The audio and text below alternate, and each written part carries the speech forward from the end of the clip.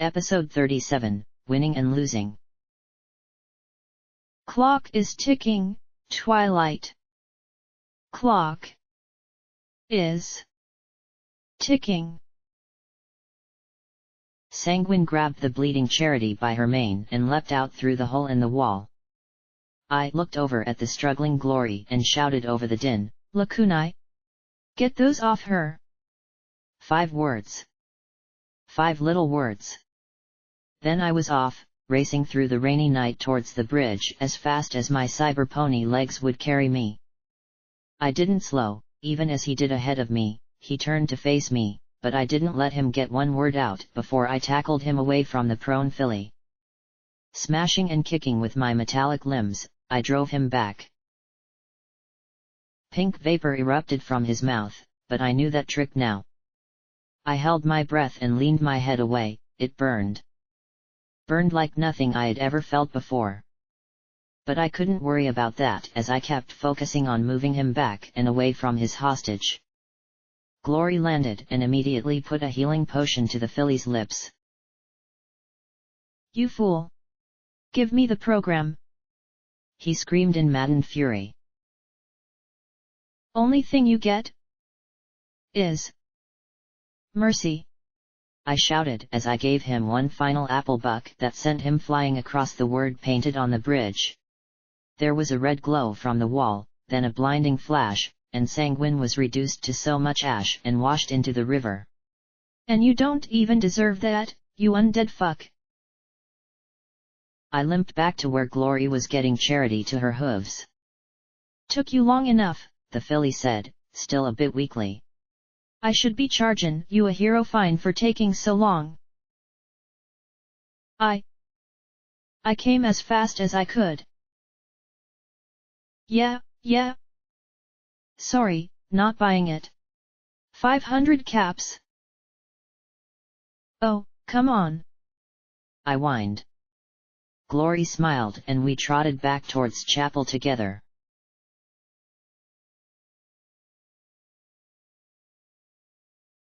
Yeah. Why hadn't I done that? I lay on my back on Marigold's bed, staring at the stars painted on her roof as I held the rarity figurine to my chest. Right this second, Sanguine was doing whatever nefarious thing he had been planning. Some horrible monster in the hoof had woken up, and it was apparently my fault. Priest was rotting. Scotch was way more traumatized than she showed. P21 was in shock. Glory was trying to hold us all together like a great big dysfunctional surrogate family. Even Rampage was hurt badly by the loss of Priest. What does it mean when the sanest one of us is the alicorn who's the depository for Celestia knows how many ponies' unhappy memories? I knew I shouldn't do this. I knew that I should be talking with my friends. Or working towards something. Or something. But not this. I couldn't help myself. I closed my eyes and sighed. I had failed. That in itself wasn't anything new. In fact, I was quite the expert at screw-ups, fuck-ups, and various associated mistakes. But something about what had happened on that bridge bothered me in ways that failing to get out of hoofcuffs didn't. It was sticking with me, and I couldn't just shake it off. I lay there, knowing what I needed to do. It was just me having to get off this mattress and do it. But I couldn't. I needed to chase down Sanguine. I needed to be there for P21 and Rampage. I needed to make sure Scotch was okay. I needed to take some of the weight off Glory's shoulders. I was drowning in all the things I needed to do. And all I did was shift onto my side and curl up. I wanted the dealer to appear and say whatever I needed to hear to get moving again. I had to get moving again.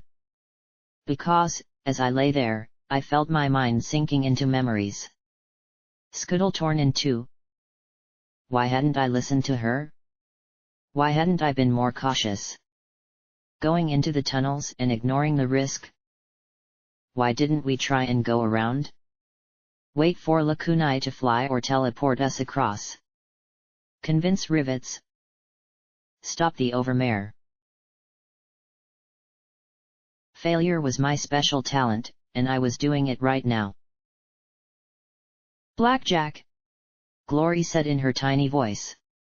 Brittle. I slowly lifted my head and saw her with a plate of blackened food.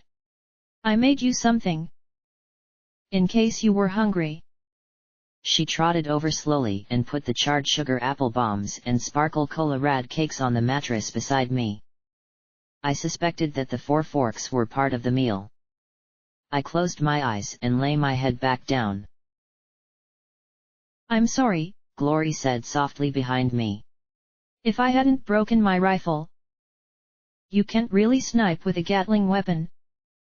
And he had the gun to her head. She finally went silent. If I had jumped when P-21 did. Gone left instead of right. I wouldn't have gotten pinned. It's my fault. Don't let her do this. Don't let her hurt herself. Hug her. Hold her. Tell her it was your fault. Try to make her laugh. Do something other than lie here. Move your ass and do something. Anything. But I couldn't. Sanguine had won. I had lost. I might have saved Charity, but somehow I had lost what I had been fighting for. Somehow, it had torn all the guts from me and left me hollow. I'm sorry, she repeated, then trotted from the room. I clenched my eyes shut. I knew I wouldn't sleep. I couldn't use my horn to get away into a memory orb. Every second, Sanguine was getting further and further away and I was just lying here. Move, you worthless piece of shit. People need you. People believe in you. Do it. I moved. I carefully pushed the plate into the garbage bin beside the bed and then curled back up. I looked at the Rarity figurine. She seemed to understand wallowing in whatever ponies wallowed in. She had wanted a different life. Had things been different, would she have wed Vanity? Become a mother? Been known for her fashion rather than for being a ministry mare? But she had done what she had to do. She had toughed it out. I closed my eyes again, pressing my face into my pillow. What was I doing? Moping in my room. I wanted P-21 and Rampage to come in here and kick my ass. Get me off this bed. Get me moving again. Something. And then, as if reading my mind, I heard a soft knock, followed by, Blackjack. Rampage's voice. I didn't even take a look at her. Things I should be doing right now, not lying here. Helping my friends. Hunting down that murderous son of a bitch. Something. Every second I lay here, he was getting further away. Making new monsters. About to flee to Red Eye. Something. Get me up, Rampage. Get me drunk. Something. Anything. Instead, she stood there for the longest time, and then she closed the door again. I guess there were some things Rampage couldn't do after all. I curled up till my nose touched my hind knees. I felt like I had at star point, only not capable of blowing my brains out any longer. I didn't want to die. I didn't want to do anything. I just wanted to get off this bed and go do what I had to do. The Huffington rain was pouring on the roof again. I was warm and dry, thanks to this gift from Priest. And here I was, moping, and letting his killer get away. I thought of Dusty dying in my hooves and how disgusted she would have been. What is wrong with me? I thought as I clenched my eyes shut. Get up. Move your legs, you fucking loser. You fucking reject. You couldn't save Scuttle. You couldn't save 99. You can't save any pony lying in bed, you dumbass. Move. Move. Go. Do what you have to do. Do it. Instead, I started to cry. It had been too much. Too much too fast. Not just my arrival back in the hoof, but in Tenpony. And before that, on the boat. And then when I was trying to stop a war because I only had a few weeks to live. And the tunnel. P-21 suicide attempt. Starpoint. For the last month, I had been hit again and again, but no matter how horrible it was, I had always felt like I was keeping on my hooves. Of all the things I had been through, this was what broke me. A bed. Then the door opened a third time, and I felt his eyes on me. I knew they were hard and scornful. Hateful, even. I had killed his first lover and now lay here crying when I should be going after the pony who had killed his second. Do whatever you have to do, P-21. Anything. Yell at me. Hit me. Shoot me. Blackjack. We're going after Sanguine in the morning, he said in a voice infinitely softer than I deserved. I just sniffled like a loser. I'm sorry. I keep thinking about what I should have done. I wanted him to hurt me. I knew the perfect line, gee, Blackjack, I keep thinking about what you should have done too. Maybe. I dunno. Not gotten the pony I loved killed? Again. That might have been a good idea. Perfect zinger right now. We all are, was what he actually said. He sat on the edge of the bed. Maybe he had shoved me off and beat me while he was at it. I hated myself so much that I'd beat myself if I could figure out how to move. Instead, he simply rested his hoof on my shoulder. You don't have to come with us. I froze, my eyes opening to stare at the wall. What? Scotch has your Delta's pip-buck tag. Lakunai's going over to the manor to soak up enough radiation to teleport us to Zenith Bridge to try and cut him off, and as soon as we get there, she's going to find Strong Hoof while Rampage rounds up whatever Reapers she can. We'll get it back. He patted my shoulder. Rest. We'll be back in no time. I shook under his hoof. I didn't think I could tighten up any further. I'm sorry, P-21. Come on, P-21. I'm sorry too. Sorry you're a failure. Sorry I didn't realize how weak you are. Sorry I never appreciated what a fuck-up you are. Sorry you keep killing ponies I care about. Come on, P-21. Say it. Don't worry about it, he said as he patted my shoulder again. Rest up. We can take care of one ghoul. Rest? Hadn't that been what Tenpony had been for? Or was that just an opportunity for me to make a jackass of myself? Talk to him. Speak, Blackjack. Tell him to drag you along. Tell him to beat you with a stick. Get out of that bed. Instead, I closed my eyes. Sure. Damn it, P-21. You promised. He left, closing the door behind him. Maybe he was right. Maybe without me charging in all the time, they'd be better off.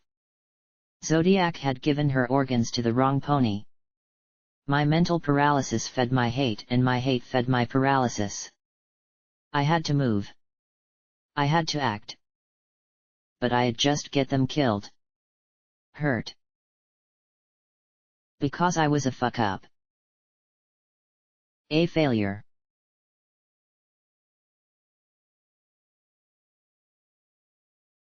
I had no idea how long I lay there. I had no clock, my eyes were empty, familiar EFS and annoying alert boxes alike gone.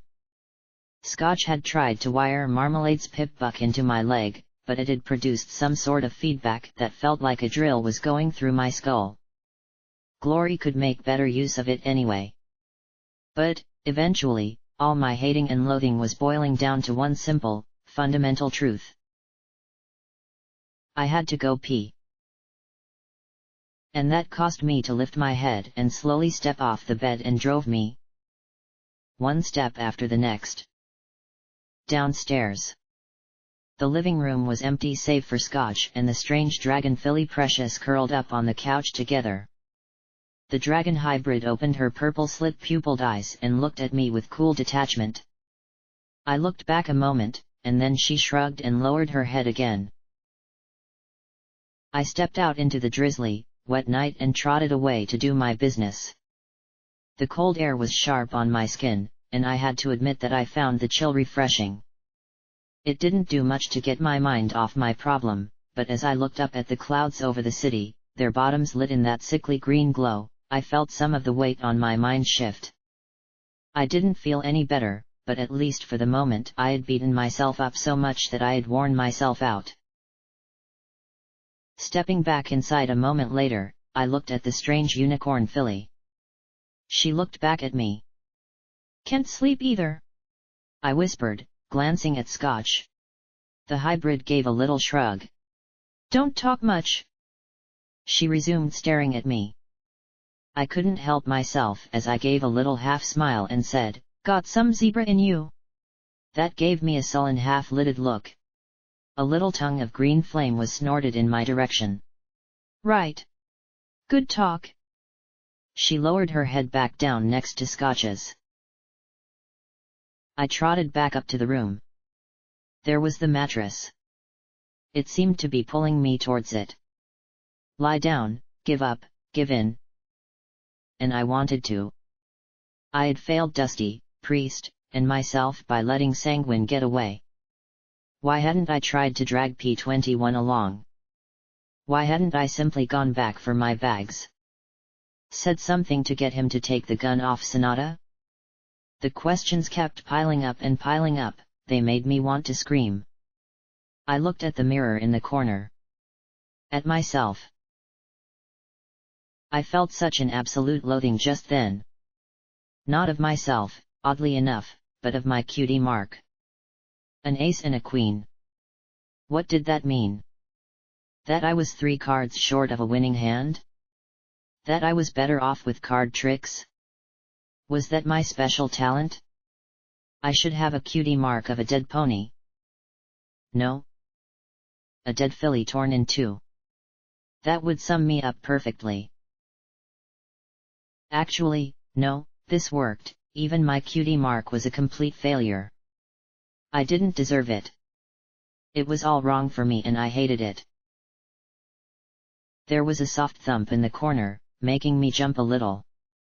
I looked at Octavia's contrabass for the longest time. I supposed that, when I had shut the door, it had shifted and thumped against the wall. I walked towards it with hesitant steps and gently plucked the strings. I could almost imagine my heart, or whatever lump of machinery I now possessed in place of a heart, twanging in response. Another string. And another. I wasn't really playing anything as I looked at the gleaming wires.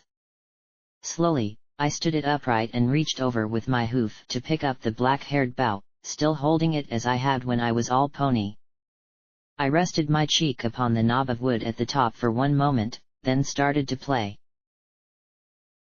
I didn't have a particular song in mind, just letting the deep notes rise and fall however seemed natural at the time. It was sad music, but that seemed appropriate. I imagined that Octavia had always been a serious pony. Fussy. Like Velvet Remedy and P21 combined. I imagined her practicing just like this. Had she loved it? Hated it? No. I smiled a little to myself. She might have hated making music into a career, but she had never hated the music itself.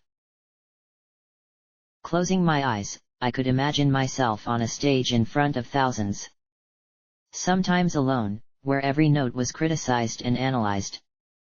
Sometimes with others, where the whole became so much more vital than the individual. I thought that Octavia would have preferred playing alongside others. I remembered how rich and how beautiful the instrument had sounded with lacunae, medley, and priest. For a moment, I stopped and just held the contrabass as if it were all that kept me upright. Right now, it probably was. The smooth wood was warm against my cheek. I hurt so damn much. I had done worse than failed. I had lost. But the cost of winning would have been 2 lives, not 1. Couldn't I take solace in that? Shouldn't I? I felt an overwhelming urge then and there to put the instrument away forever. Give it to the Crusaders, who could appreciate it. Not me. Not now. Not ever. My hoof must have slipped, because the contrabass gave another sour thrum as my hoof brushed it. I sniffed and, stilling a little, I straightened and lifted the bow once more. Again I played, and I imagined Octavia playing later in her life, after her peace concert ruined her career. I imagined her playing to smaller and smaller audiences. Dingier and plainer theaters. Then, one day, she was alone in her tiny apartment above mixers. Had she looked at herself then, seen her own cutie mark and felt the same sense of failure? So much work, time, and suffering, now all for nothing? I suspected she had. I suspected that she had looked at her musical cutie mark and felt the same disgust I did. Had she raged? Had she wept? Or did she simply, silently, quit inside? Like me? I wondered if that was when Rarity had found her. Lost and alone and at her worst, Octavia had probably been thankful for any help that could be extended to her. I imagined her leaving with Rarity and, when she returned, struggling to make her music work. Hoofing it back and forth from flank to the manor in the rain, taking the bus wagon whenever she could. Not giving up. Because as long as she was playing, there was hope. She was still Octavia. In those final minutes in her apartment in flank, with radiation poisoning her, what had she played? I tried to imagine it, and my hoof moved accordingly. Regret came off the strings. Frustration marred the notes. But finally, peace. Even as her body sickened and failed. Peace. And then she had neatly put her instrument away, sealed it up, laid down, and died. The last note seemed to echo forever in my heart long after my ears stopped hearing it. It's not time to give up, I whispered, not sure where the words were coming from as I rested my cheek on the strings. You've come so far, and you have so much farther to go. I stared at my reflection, at my cutie mark. Priest wouldn't want you like this. He knew you shouldn't be here, alone, hating yourself. You know what you need to do. So, get off your rump and do it. I said to my own reflection as I held the contrabass in my hooves. The question was, how? I set the instrument in the corner and sighed. I wanted to just grab a bag of gems, climb up on the bed again, and munch on them till I didn't feel anything anymore. I was a little snacky. Then, as I started to suckle on a cinnamony ruby, I wondered if Spike liked rubies as well. I spat out the gooey, half-dissolved gem and stared at it a moment. Then I looked back over my shoulder at the door. What if? No, it was stupid. It wouldn't help. Wouldn't work. But I trotted back downstairs, my bag of gems tossed over my shoulder. Carefully, I fished out an amethyst and extended the purple gem towards Precious. She looked at it skeptically, her horn glowed, and the purple filly floated it to her. She looked confused. I hoped this would work. I lifted my half-ingested ruby and popped it into my mouth. For a moment, she looked at me like I were crazy, then put the purple gem in her mouth. At once her eyes popped wide in shock. Apparently, giving fillies mildly addictive substances was really effective. In another life, I must have been a dash dealer or something. 2 more gems later and she followed me back up into my room. So? Precious. Can we talk? She gave me that confused and slightly guarded look. I mean, can you talk? You seem to be understanding me so. She swallowed the emerald she had been chewing on, then replied in a surprisingly soft voice. Yes. I talk. So? How'd Sanguine turn you into this? I asked as I gestured to her. She drew back, frowning. I raised my hooves. Not that there's anything wrong with you. I'm just wondering how it happened. That mollified her enough that she relaxed. Born sick. Bad bones. Doc made me part dragon to make me better. Ponies thought I was a freak. I am. Got in a fight. Doc put me to sleep. She looked to the window. Woke up. Told me I had to help him. Said no. He said he'd make me normal pony again. Well. That was nice of him, I said, but she looked sour once again. Saving you, I mean. The pretty yellow pony lady talked him into it. I guess ponies and dragons don't mix. She looked at her spade-tipped tail. When I got into fights with some ponies that teased me, I got put to sleep with the others. How'd you get to chapel? Did you walk or fly or? We went through tunnels, bad scary tunnels. When we got outside, we met those kitty birds. Tunnels. Crap. We were walking a long time, though. Had to hide lots. If my friends planned on tracking my pip-buck, then it would mean going back underground. Nothing good came from going underground in this place. Knowing Sanguine, he'd be setting up all sorts of traps and nasty things. Theoretically, I knew where Hippocratic research was from the tag the professor had given me. Between Zenith Bridge and Toll on the east side of the river. Realistically, there were several square miles it could be in, and who knew what we'd face in that bombed-out and blasted ruin. If Sanguine was taking tunnels, then they wouldn't be able to cut him off at the bridge. It could take another day of searching to find more Reapers or Rangers. Precious, do you have a lot of memories of the building and stuff? She scowled, but nodded. I felt a little surge of triumph. If this worked, then when Sanguine got back home, we'd be waiting for him. Yes, some. Clearly not happy memories. I was normally kept in my room. I wanted to go around outside, but Mr. Sanguine told me I wasn't allowed to go 'cause the trees were bad. The trees were bad? I echoed with a frown. How so? They try and eat you. She gave a shrug, then blew a little tongue of green flame. Can I have another?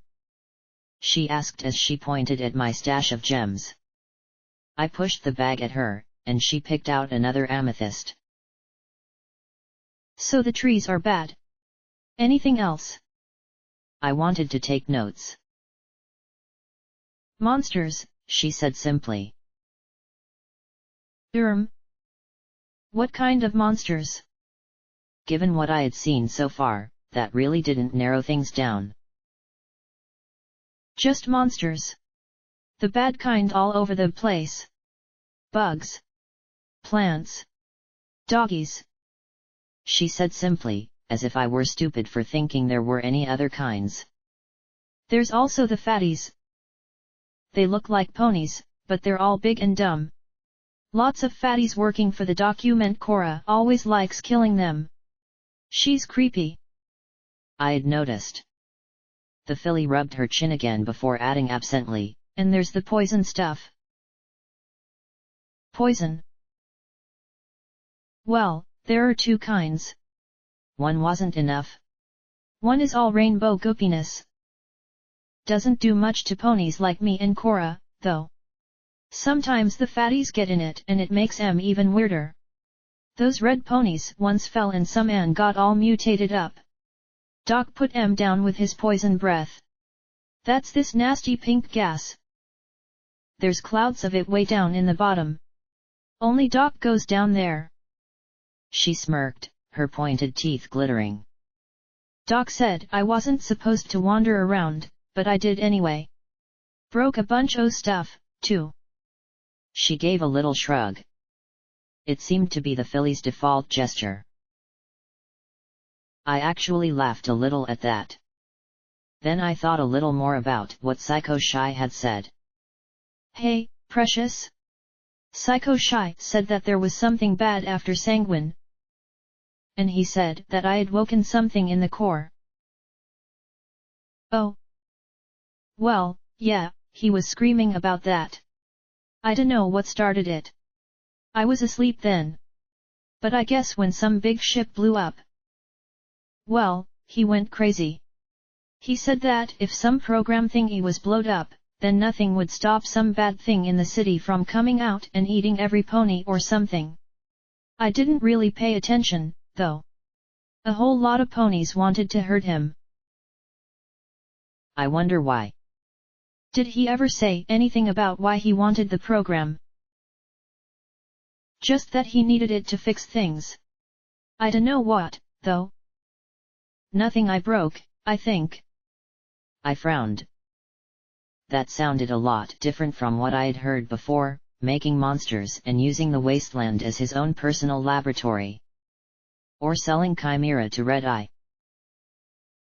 I took a stab in the dark. Did he mention a pony named Golden Blood or any special secret project? Oh yeah. He called him every name I knew and a whole lot of other really bad things. He was going on and on about that Goldie pony screwin' everything up cause of something he did. Said it was gonna kill us all. She looked out the window again towards the city. Dunno how bad it is. Good strong fart would kill most of this place. I nodded and sat there. I was still feeling that lethargy, but now that I was moving, it began to fall behind. I had blown a hand, but I wasn't busted yet. Almost. But not quite yet. I was ready to ante up once again. Thanks for talking to me, Precious. Sure, Precious murmured. You sure you're not going to do anything? I said with a nod, then walked her back downstairs. Scotch tape blinked owlishly at our arrival. Oh, you were talking to Blackjack, she said softly as she rubbed her eyes with her hoof. Hey, Blackjack? Do you have any more of those mint candies? They were really good. No. Sorry Scotch. Afraid we'd have to go back to Tenpony to get some more. Or you can try and take Rampage's. I suggested with a smile. She didn't return it. I was just hoping. If I took it. Maybe P21'd talk to me, she said. They made me feel like. I knew. Like. Just what to say. Now I just feel like one big lump of stupid. I sighed and sat beside her. You're not allowed to think of yourself as a big lump of stupid till you get some pony who doesn't deserve it killed, okay young lady? I asked in mock sternness. She still wasn't smiling, and I shook. A part of me, a big part, wanted to just curl back up on that bed. I was just going to screw her up even more. I mean, I had given her drugs to try and win. And sure, it had worked, but now she was paying the price for luring Precious away from Sanguine. Paying the price for my mistake. I felt it, it was almost like gravity pulling me down, but it was all inside my brain. And it would be so easy just to give in and let it sweep me away. But Scotch was here, and she needed help. I could give her that. Come here, Scotch, I said as I pulled her into a hug and patted her mane. Precious just looked on silently, wistfully. I lifted Scotch's chin and looked into her green eyes. It's not you, okay? It's not. It's not that you're not smart enough or nice enough. But I don't understand why he won't talk to me about it. About Mama. About anything. She sniffed as she looked away. Listen, I murmured softly. When a pony gets hurt really badly, it changes them. The flesh and blood heal. But some things we experience stay with us. And we stay hurt. It makes us angry. And scared. Makes us hate ourselves for being weak. You remember what happened on the boat? She cringed. I heard what they were doing. I wanted to help, but you told me to hide and you were screaming and they nailed you to the floor. She looked anguished. You were doing all that to save me. To keep them from doing that. I heard the noise and what they called you and you screaming. And then they were beating you and all I could do was cry. I was useless. No, Scotch. No. I said as I held her in my hooves. You weren't useless. You kept me going. As long as you were okay, what they did to me didn't really matter. It hurt. Hurt a damned lot. And I think it'll always hurt. But so long as you were okay, I was able to take it. If something, anything, had happened to you, then I wouldn't have been able to go on. I brushed her mane gently. You're the one I saved, Scotch. Twice, she murmured. Then she looked over at P21's room. So? He was once hurt like you were. Something like that, I said softly. But where I was only hurt for an hour or so, he was hurt his entire life. It's hard. That hurt doesn't go away. He has to carry it wherever he goes. But he wants to talk to you, Scotch Tape. I know he does. He's just scared. And that makes him angry. It's easier to push every pony away and bottle up what he feels inside. It's not you, Scotch. It just isn't. I guess, she said, still not convinced. Are you sure you don't have more of those mint L thingies though? She flushed at my look, then stammered, For him. Not me. Though. I really liked them. Like I said. You want more? Get them from Rampage. I said, and I just hoped that the Reaper had the sense not to give her any. Ah. Okay. She nodded and started back towards the couch, but I cleared my throat. She looked back at me, and I nodded to the front door. She looked from me to the door, then blushed bright red, nodded, and trotted out. I turned and walked quietly to the door to P21's room, knocking with a hoof before I pushed it open. I knew he'd be awake, after what had happened to Priest, who could sleep. He lay on his bed with Priest's sketches spread out before him. At the sight of me, he gave a look of surprise followed by the smallest of smiles. Hey, you're back. I was surprised to see Rampage with him, but then, she had loved Priest too. I went somewhere, I said as I trotted towards him. For a while, you were back on that mattress right after Scoodle died, he murmured softly. Less shit and vomit and radiation poisoning. But still back there, all the same. Yeah. Had to go pee. I murmured. I thought you wet the bed, Rampage teased with a little smirk. It didn't reach her eyes. Her cutie mark was that strange amorphous roiling blob. These days I don't even want to imagine what comes out my rear end. Think it might be somewhere between magical waste and flamer fuel.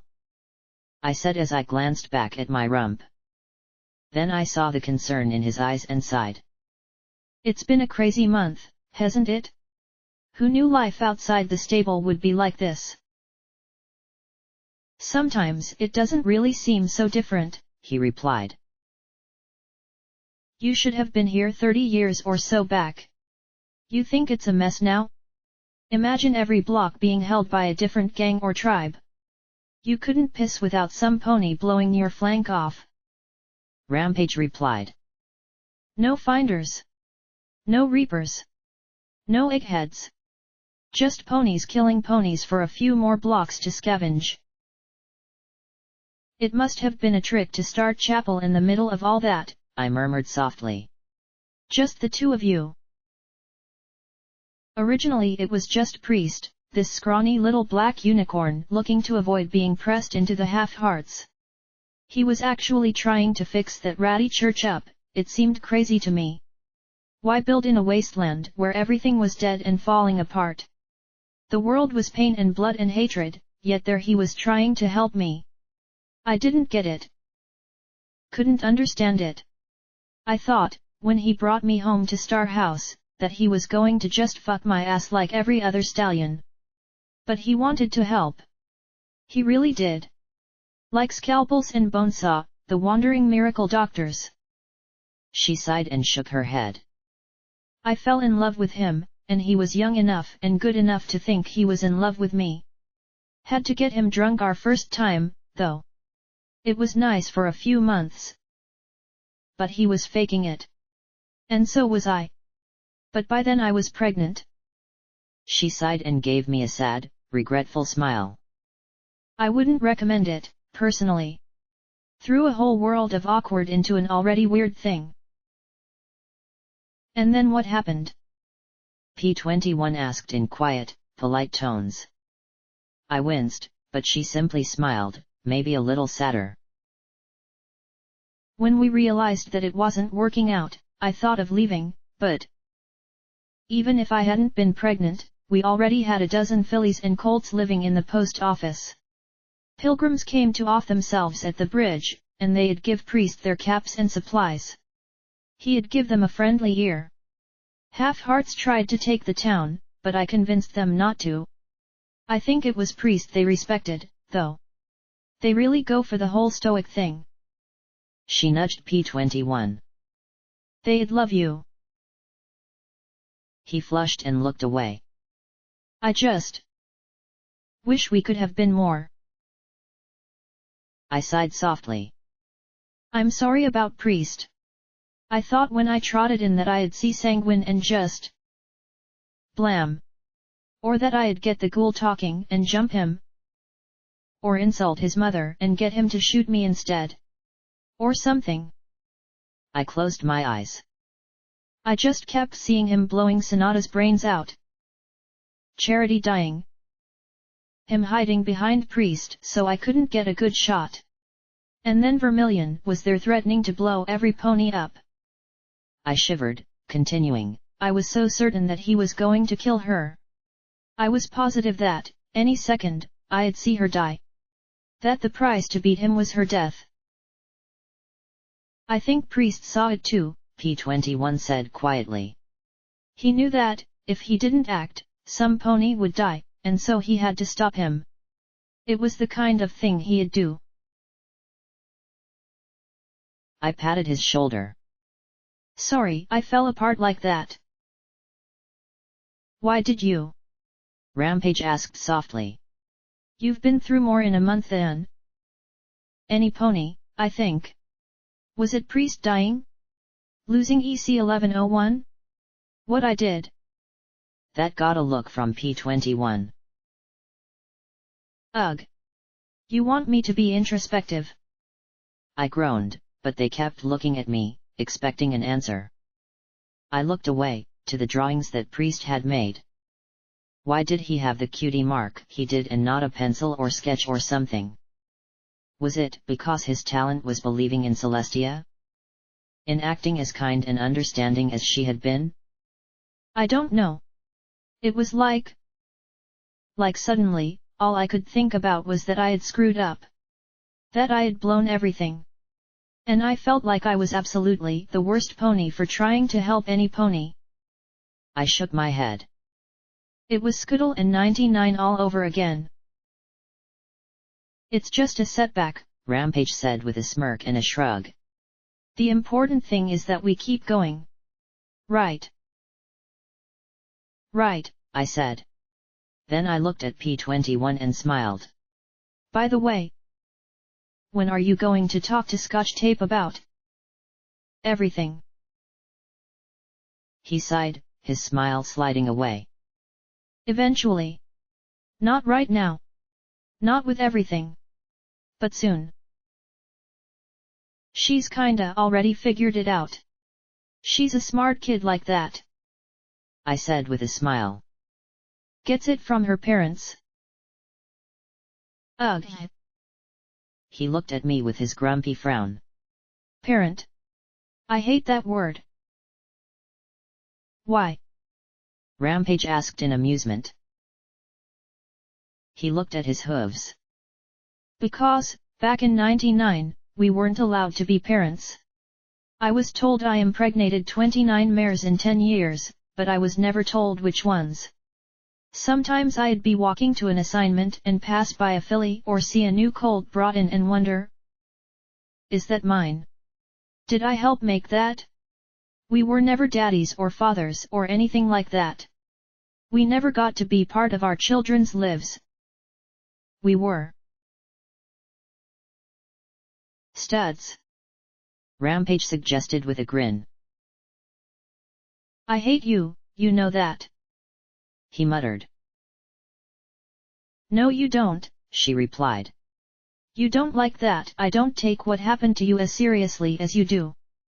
I covered my snicker behind a hoof, and she thumped my head with her own. And don't you think you're off the hook, either. I swear, the three of you. We're from Stable 99, he said with a little shrug. I sighed and I looked at him. You know what I think? I think that you're just like me. He leaned away from me looking vaguely insulted and suspicious. I think that you've got something no stallion in 99 had, a chance at knowing your own children. And you are terrified of fucking it up. And as one expert on fuck-ups to another, you are fucking it up. She's a smart girl. She knows you're her father, and she wants you in her life. But a few more months. Maybe even a few more weeks of you ignoring it. And she won't want you anymore. He looked at his hooves, ears drooping. Rampage sighed sympathetically and patted his shoulder. Not easy, either way. I stood and shook myself. Anyway, I have a mare I need to apologize to. Think it over, P21. And if you want my advice. And I can understand if you don't, but don't wait. I left them to talk and trotted back upstairs. No pony was getting any sleep tonight. I knocked on Glory's door. She opened it almost at once, her eyes wide and fearful. She mirrored my apologetic smile. I hope my playing didn't wake you up. No. Not at all, she murmured softly. May I come in? I asked, hoping my sheepish smile overcame the immense awkwardness I was feeling. She stepped back from the door, and I stepped in. I was guessing that this had been Taro's bedroom once upon a time. There were still quite a few boxes of old toys and the like. Are you feeling better? She asked as she led me over and we sat on her bed. She looked at me curiously, cocking her head. You look a little better. Yes. I looked at her a moment. Kinda. Another moment, and then I sighed and looked away. Not really. But I'm moving again. And as long as I'm moving, there's hope. So, kinda better. You're sure? She stroked my cheek in concern. Really sure? I nodded. Yup. Good. Then I don't feel quite so bad for this, she said as she looked me in the eyes with a loving smile, pulled back a little, and hit me so hard upside the head that I went flopping clear off the other side of the bed. What in Equestria were you thinking? Giving highly addictive mind-altering chemicals to a filly like that? You know, there was a time when I thought that Med-X was bad. And I squirmed. Squirmed. At administering a dose of Hydra. Now it's chems. And I actually sat by and let you. What in Equestria was I thinking? I'd be stripped of any medical license for the rest of my life if any pony back in Thunderhead found out. I blinked up at her and couldn't help laughing as she looked down at me. And now I'm hitting you. And you're laughing. She looked down at me sternly. No more chems unless the pony at least has his or her cutie mark. I mean it. I reached up and pulled her off the bed and onto me for some snugglage. I knew that what she wanted was the right thing to do, but a nasty little part of me muttered in the back of my mind, insisting that giving Scotch the PTM was also the right thing to do. And no matter how much I tried, I couldn't quite shut it up.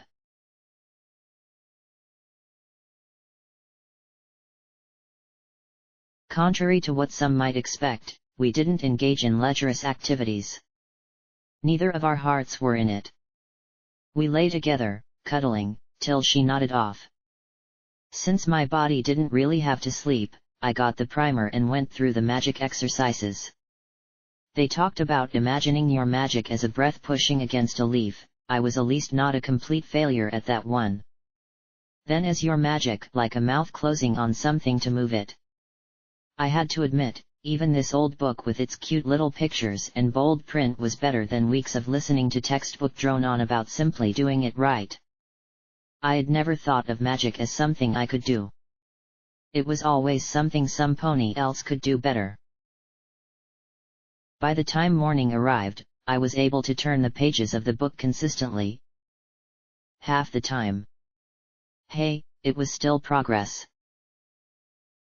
Glory was quite happy to discover that Precious was every bit as appreciative of her cooking as I was. Only Glory would be considerate and determined enough to smash up an emerald and mix it into an omelette. I wondered where she had gotten the eggs for it, then decided against asking her.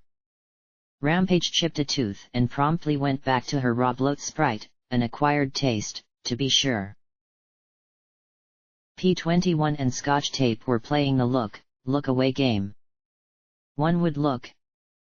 See the other. Both would look away. It was all I could do not to scream. But, considering how I had been last night, I supposed that I was the last person to have a right to criticize any pony needing time and space to themselves. Still, both of them got put on washing the dishes, quite a chore after Glory's cooking. Maybe that'd help P21 overcome his reticence. Talking with Precious, it was clear that she didn't know where she should go, only that returning to Sanguine with us was last on her list of interests. You know, Precious. I can't say for sure, but I know that the Crusaders could certainly use your fwoosh around here. The purple dragon filly blinked at me in confusion, and I looked over at Scotch. And I think that you should stay too, Scotch. Just so nothing goes wrong. You want me to leave? She gasped, her bowl of sugar apple bombs forgotten as she stood on her seat.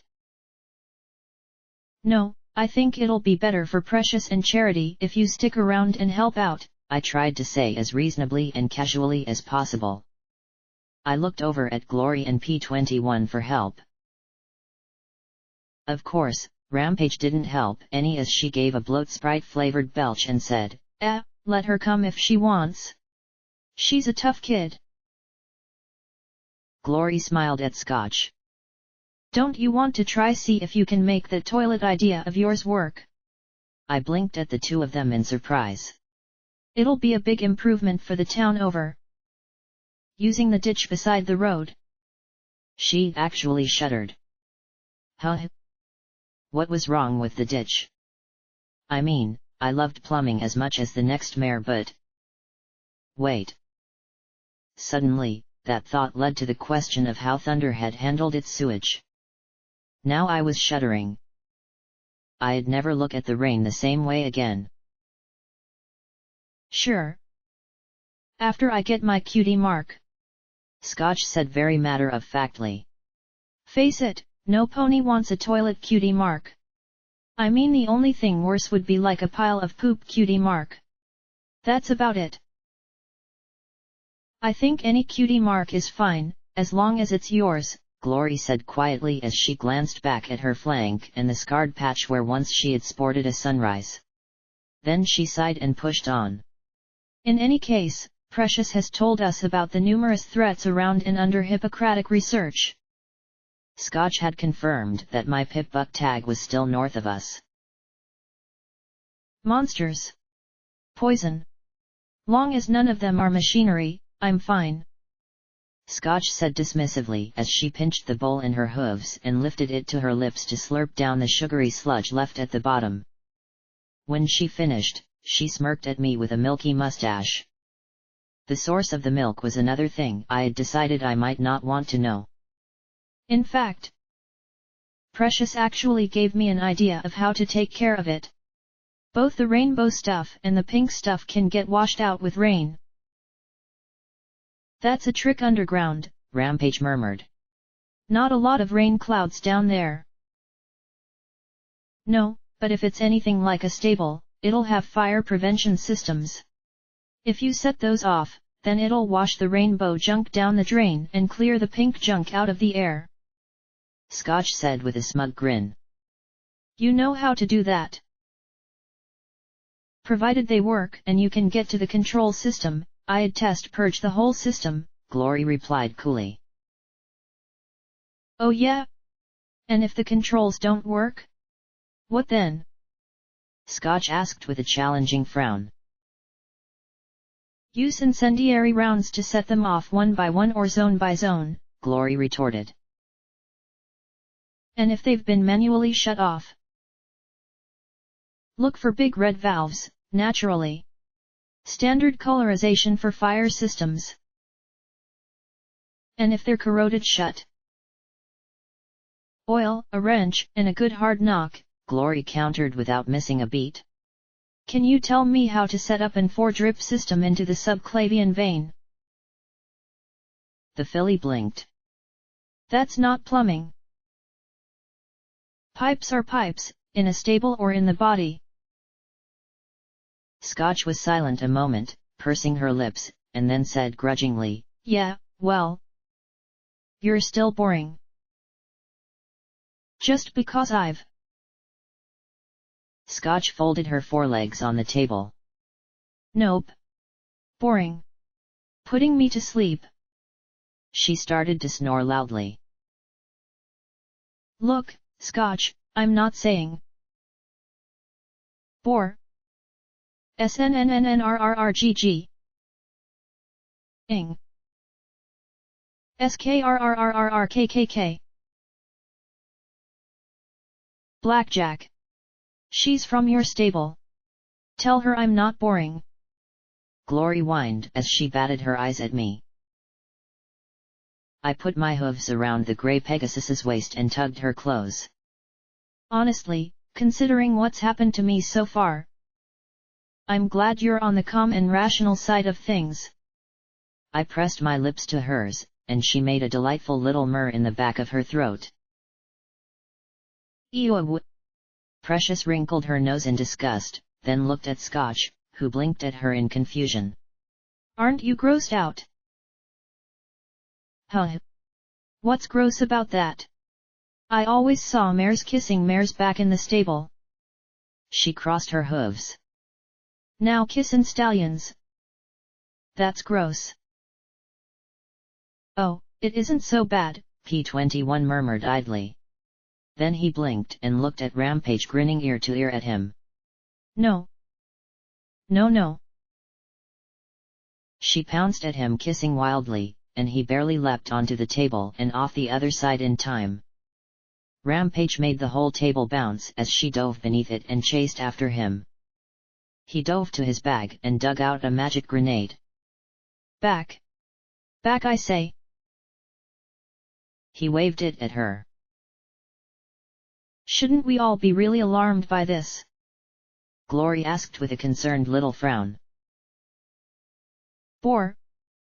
Ing! Scotch sang out. But the two fillies took cover under the table all the same. I swear to Celestia, if you try and kiss me, I will give you a second childhood. Or fifth. Or whatever childhood you're on. He said as he kept the grenade out thrust in a hoof. But, more than anything, he was smiling. Maybe it was a little manic.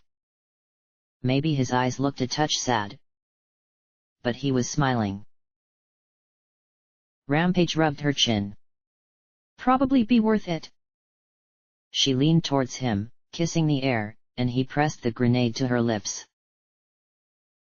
Then the door opened and Lakunai walked in. Her purple eyes widened at the mess on the table, the girls peeking out at him, Glory and I cuddling, and Rampage kissing the green-banded apple. She nearly glowed with power. Strike that!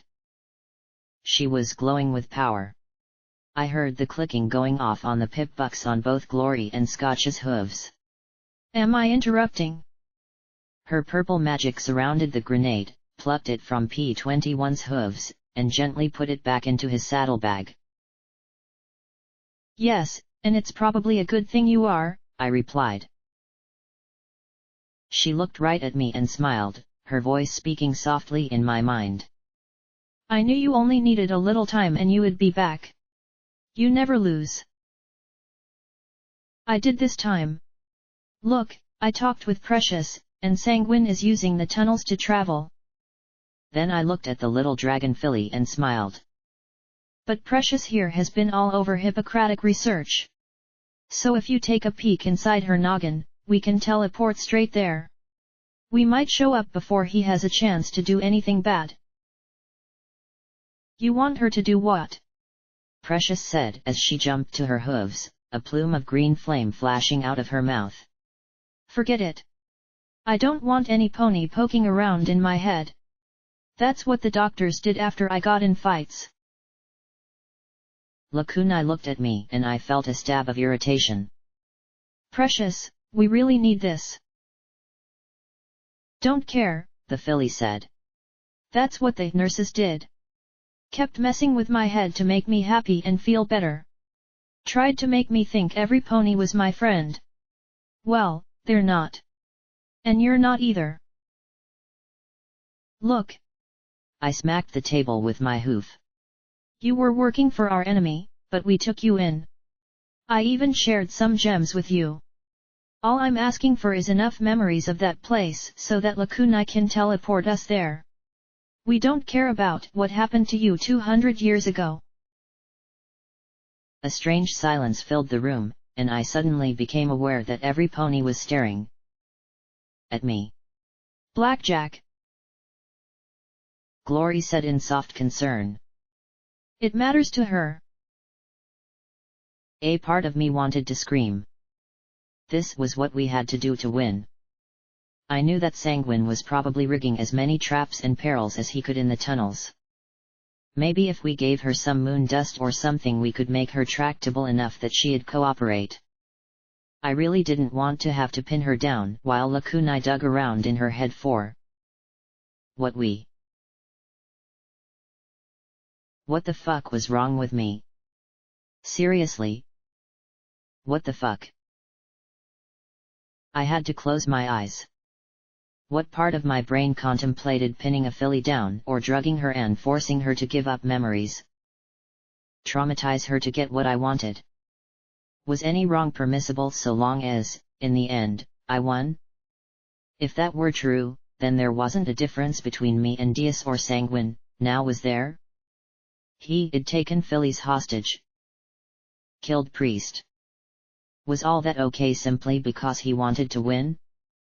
Should I have taken Psycho Shy hostage? Killed her just to beat him? But Sanguine had won. And I had lost. It was like a splinter in my mind. I needed to win so badly. To make all those deaths matter.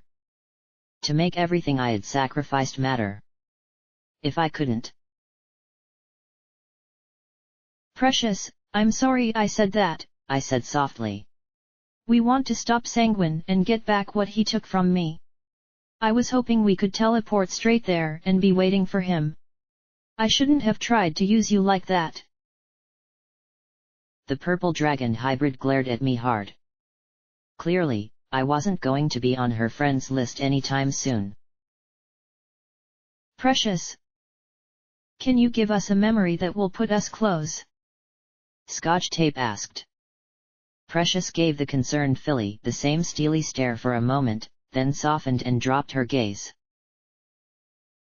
I remember a park. I wouldn't mind remembering that place, she said softly as she looked up at the large alicorn. Can you just look at that one memory? I don't want people to see anything else. Lacuna gave a gracious nod, and together they trotted outside. What was that all about? P21 asked me. I don't care. Since when do you not care? Rampage seemed equally shocked. Glory simply looked concerned. You cared about Psycho Shy, for Luna's sake. How could you care about her and not what's happened to Precious? I closed my eyes. I want to beat Sanguine. Pay him back for all the shit he's done. I needed to win. Didn't they understand that? Well, not much point in beating him if you turn into him, Rampage muttered as she trotted away to her room. I better go get into my armor. I can just tell it's gonna be another shitty day in Hoofington. Blackjack, Priest wouldn't want you to hurt Precious just to get Sanguine. Please. Try to keep it together. P21 said as he returned to his room as well. Keep it together, he says. Wasn't he supposed to be the angry one? The one who wanted revenge? I shook my head. I didn't want to mess with foals and the like. I just wanted to win.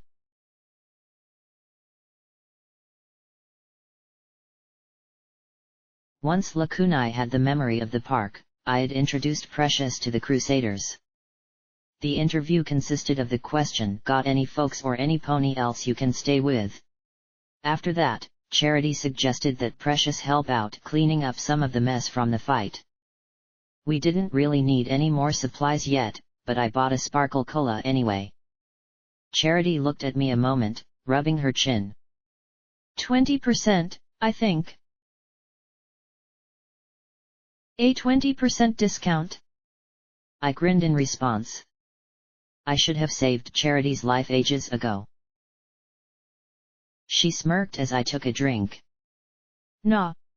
20% chapel reconstruction tax. 24 caps. Pay up.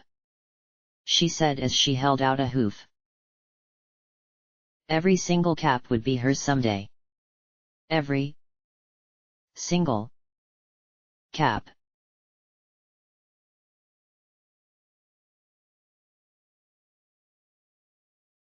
A flash later, we were back on the north end of the hoof in the middle of a rusted and smashed playground. I was glad there weren't a lot of little pony skeletons lying around. I guessed every pony here had cleared out at the sirens. The park was little more than a dead square of trees and benches overlooked by a large billboard of a Pinkie Pie. Come on, every pony. Smile. Smile. Smile, read the caption beneath her huge grinning head. Her eyes seemed to add or else. Looking north, I could see the bow of the Celestia pointed out of the water. It was still smoldering. I had to wonder what was left of it days later. The Applejack was nowhere to be seen. Had it returned to Trottingham? The naval base still smoked as well.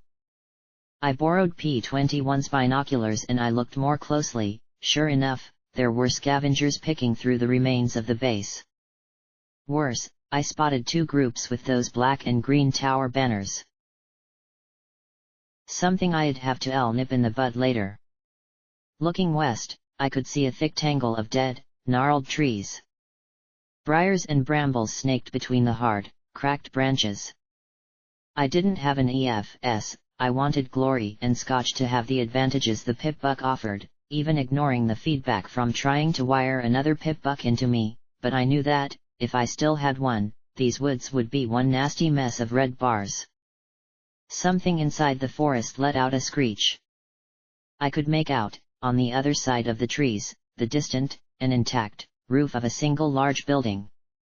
It had a far more classical look than the rest of the hoof, with a central peak that rose far above the tree line. It had to be 3 stories at least. From the way the trees burst through the thick, rusty bars surrounding the property, I suspected that the woods had been one of the few places to grow despite the radiation. Right. So, Lakunai flies us over onto the roof. Good plan, I said as I clapped my hooves together. Not so fast, Glory said as she peered at the sky. We're a lot higher up than usual. I don't think Lakunai should fly anywhere. I looked at her flatly, and she pointed up at the sky. Nothing. Clouds. She tapped my binoculars, and I had a second look. Through them I could see a black, tapering spike. She pointed out a second. And a third. I really don't think we should take the risk. I sighed. Okay. So, then, Lakunai teleports us all onto the roof. That is a possibility, Lakunai said, and I wanted to give a little cheer. However, it will utterly exhaust my magical reserves. We won't be able to teleport out if something goes wrong. Erg. Maybe a tunnel. They all looked at me like I was crazy. We'd have to go underground anyway. Ugh, but they were right. There wasn't anything good to be gained from going underground unless we absolutely had to. Okay. Scotch, on my back. Rampage, up front. P21, watch our backs. Lakunai on the left and Glory on the right. Let's try to get through this without any pony dying. Yeah, that'd be a good thing, the olive filly said with a pleased smile. I looked up over my shoulder at her. Seriously, Scotch. I know you really want to come with us, and I know you want to show how tough you are, but I can still have Lakunai poof you back to Star House. She sat up. I solemnly swear that I will do everything in my power to not die. She crossed her chest with her hoof before dropping the serious look and smiling again.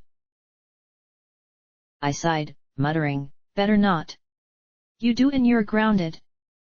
After Dusty and Priest, I didn't want to think of anything happening to her. Don't worry. I'm tough, just like security. She said with a grin as she looked down at me. Now, let's get going.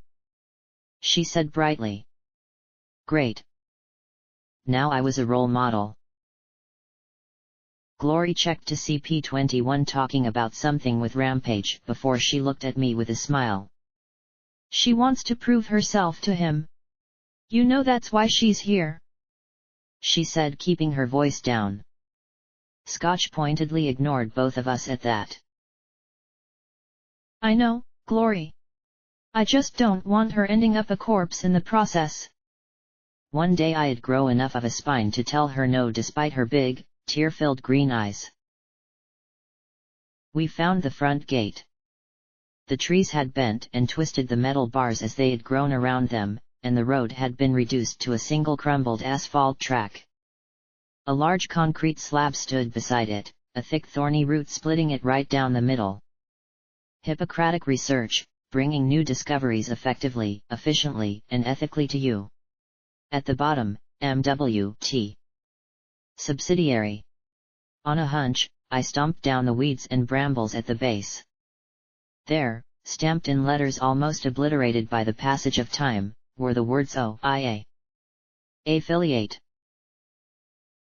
Yeah. This place looked right up Golden Blood's alley. Come on, I murmured as we moved into the dead trees. The forest appeared to cover only a square mile or so. Not that far to walk to the center, right? As we slowly walked along the trail, the normal Hoofington gloom was cut down to a hazy twilight. In the distance there were crunches and pops and a strange growl. How much is red, Scotch? Everything. She murmured softly. Everything's red. And from the slow tick of radiation, unhealthy too. The trees cut right across the road. The branches didn't just intertwine, they looked as if they had stabbed right through one another, splitting the trunks and branches of their neighbors. Any gap between them was occupied by the twisted brambles that corkscrewed their way into the trunks. I heard a wooden groan and saw something move in the distance. These trees are dead, right? I asked as I looked at the leafless branches. From the way they curled up, it looked almost as if they were ready to stab us. Well, they appear. I mean, they. Glory stammered as she stared at one trunk. I think so. Well, if they're wood, then they burn, P21 said. He pulled out an apple with a red band, tugged out the stem, and tossed it into the trees blocking our path. There was a loud whoosh as a 10-foot patch of tree burst into flame. The wood popped and crackled. And smoldered. Smoked. And not much else. The smoke blew back in our faces, the gray cloud stinging my throat fiercely. The woods around us crackled even more loudly. Then I saw one of the thick branches above me slowly turn. It pointed its jagged tip right at P21. Look out! I shouted as the entire branch stabbed down, and only my warning and his agile hooves kept him from getting speared. Another chorus of creaks erupted as the trees stabbed hoof-thick branches at us. Lakunai was able to deflect one with her shield and teleport a few feet out of the path of another. Glory leapt in time to avoid being skewered by one shooting in from the side, landing neatly on the still quivering branch. Scotch held on for dear life as I made like a zebra and reared on my back legs, barely deflecting one branch with my forelegs. Rampage's armor rang like a bell as she was knocked off her hooves by an impact. As abruptly as it started, the attack stopped. We were frozen with a dozen branches all around us. Touching them didn't provoke any kind of response, thank goodness. We looked at one another. Right. No trying to burn the nice not dead trees. If you could even call these things trees. Since we couldn't follow the road, we had to squeeze through gaps between the splintered trunks. More than once, Lakunai had to teleport through. Twice, Rampage had to hook her hoof claws into the hard, waxy bark and force a gap wide enough to pass through. The trees had other peculiarities, strange cysts and growths that put out a sickly green and yellow light. I had accidentally brushed against one, and it had popped, spurting a foul fluid that smoked on contact with my foreleg and blackened the enamel. Wow! Out of all the sucky places in the hoof, I think we had found the suckiest. From the depths of the woods came a long, low howl that made my mane crawl. There were also rusted metal drums all over the place, most had split open long ago, but more than a few were still oozing rainbow-colored gunk.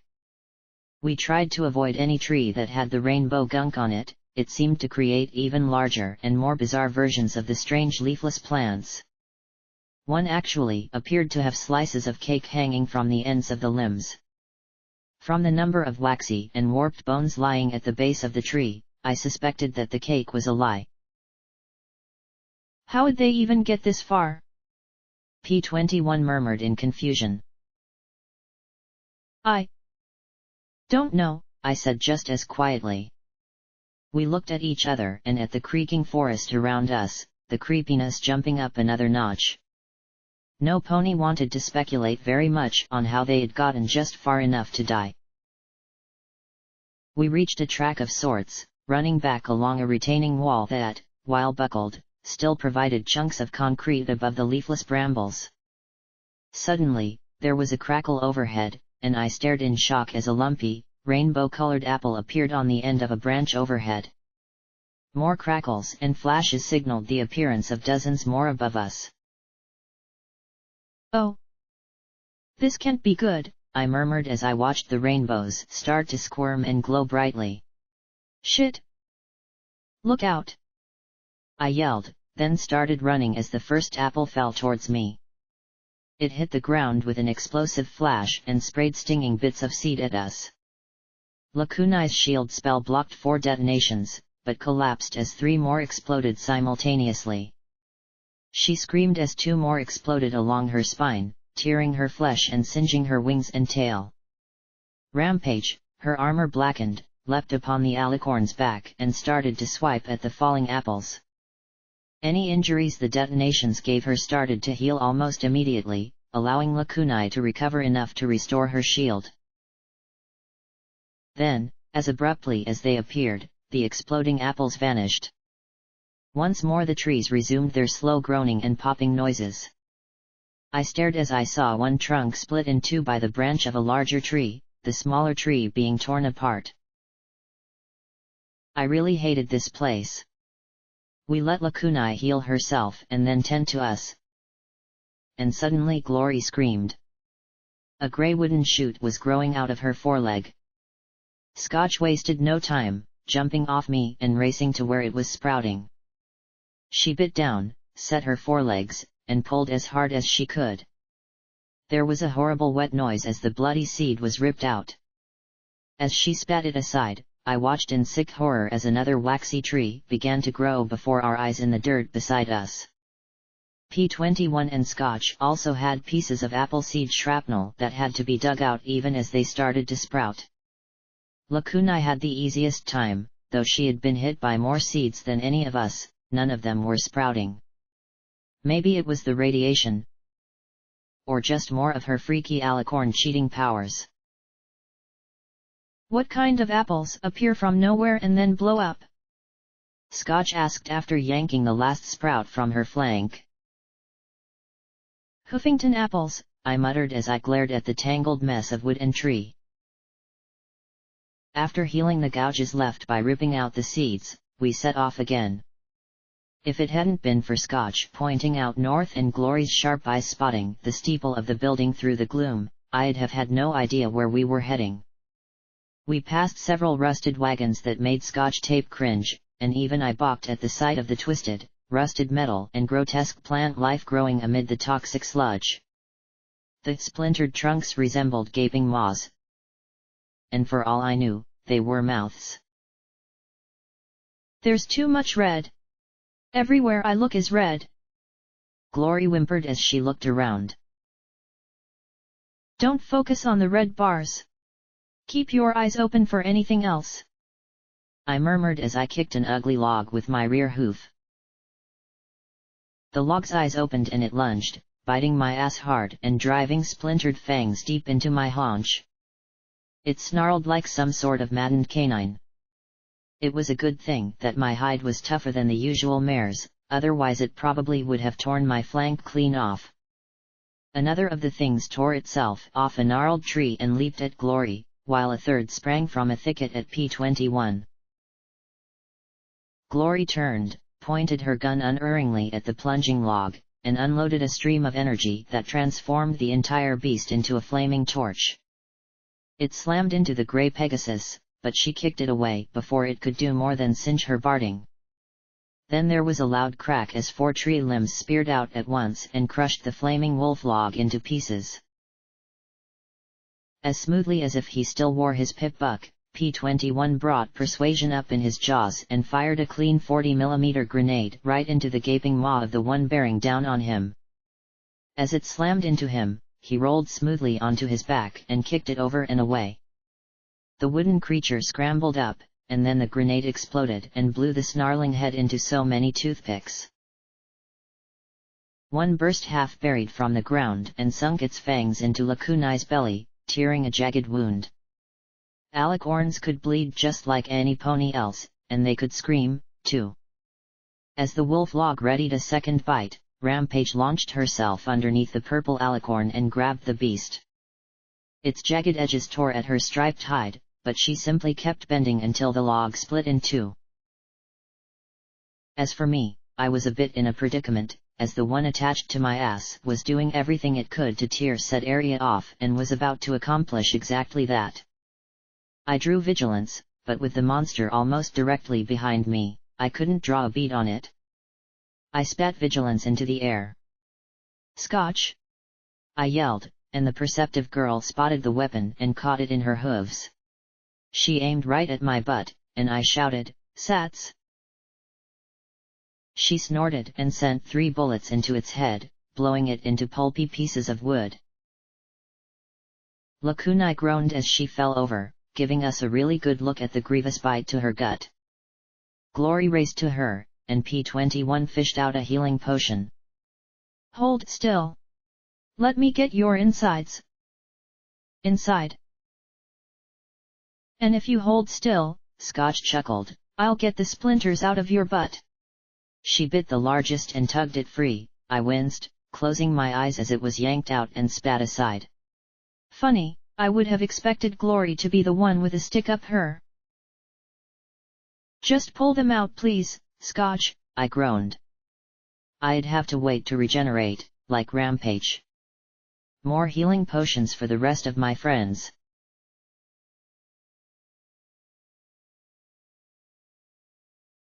"We're going in circles," Rampage declared. It had been more than an hour, and we had been bombed once more, nearly speared when I tried incendiary bullets, and suffered 2 more attacks by the timber wolves. We had encountered other weirdness too, like a tree with drooping branches that cried rainbow gunk. Was it a pine tree, covered in steel pins? One tree looked perfectly fine and leafy but made P-21 violently ill when we approached. Another had watched us with dozens of eyes that looked oddly just like P-21's. Weird. Glory came across an apple tree, but at her approach the luscious red apples revealed themselves to be red chitinous monsters that scuttled after us, snapping pincers. Then there were some thorny branches that barely scratched Scotch. But once she started bleeding, she didn't stop. The filly's blood had soaked my pack before Lakunai could administer healing spells. I might have hated the hoof in general, but I really loathed this place. Rampage was pointing at some spatters of blood in the dirt. "Unless we're not the only dumb ponies in this place, we've been here before." "We can't. We've been going north pretty consistently," Glory said as she looked over at the spire. "But there was that time we had to double back. And then we went southeast for a time and—" "Have we been here before?" "We have," P-21 confirmed gravely. He picked up one of my shotgun hulls in his mouth and passed it to me. 12-gauge explosive. That's what you've been using on those wolf things, right?" It was. They didn't have any vitals, per se. You just had to blast them apart. I looked around, spotted the remains of one timber wolf, and scowled. "I remember this place. But there was a gap to the north," I said as I pointed at the solid barrier. "It was the thorny one that got Scotch scratched up." "It appears that this maze is cheating," Lakunai observed softly. The alicorn was clearly exhausted. Being the largest, she had received more attacks than any of the rest of us. "The trees are moving to keep us trapped." "Are you telling me these things are intelligent?" Rampage asked as she pointed a hoof at the trunks. "Perhaps in a feral, primitive sense. It would explain their cat and mouse antics," Glory said as she glared at the twisted wood. I sighed. It was a setback, but only a setback. As galling as it was, I wasn't going to let it drag me down. Not back to the mattress. "All right. Get us out of here, Lakunai. Maybe you and Glory can teleport up and disable the lightning rods or—" There was a resounding creaking sound, and I got ready to blast again. All of a sudden, a dozen thick branches curled around 2 trunks. The trees sounded like they were screaming as the branches twisted against them and pulled the trunks wide with a resounding wooden crunch. Then another pair was ripped apart. And another. Another. A path, straight as an arrow, led directly towards the building. P-21 looked at the stunned Glory. Pretty smart cat. Scotch gulped. Well, I'm not afraid. So let's go. The filly said as she pointed down the path that had been opened. After you. She asked Rampage. Buck, bucaw. Rampage clucked as she trotted ahead. Of course, you know this is a trap, Glory asked, looking over at me as we walked along after the striped reaper. Course. It wouldn't be Hoofington otherwise. I answered, looking through the gaps between the trunks. I saw grey trees that seemed to bear apples and oranges and other fruits, but sprawled beneath them were more and more jumbled bones. It was another Silver Star Sporting Supplies. Just a more vicious version. The trees were closing the path behind us with the grinding creaks and groans of tortured wood. And then the foliage ended abruptly, the transition as sharp as if there was some invisible line. Spread out before us was a huge lawn of blue-green grass. It was covered with strange train-like engines and wagons, and heaps of barrels loomed like oozing incrustations, slowly dripping their congealed contents like colorful pus. Most bizarre of all were the statues. One showed 3 foals frolicking, another was a mare looking impressive, rearing with a flag clutched between her 4 hooves. There were dozens of them scattered across the strange grass. A few had tumbled over and others were covered in creeping blue vines, but most of them were just there. Scotch leaped from my back onto Lacunai and stared at one of the strange engines. It's gonna eat me. It's gonna gobble me up. I had to admit, with its rusted grille and the 2 domed lamps beside the massive drum on the front, I half thought it was going to eat me.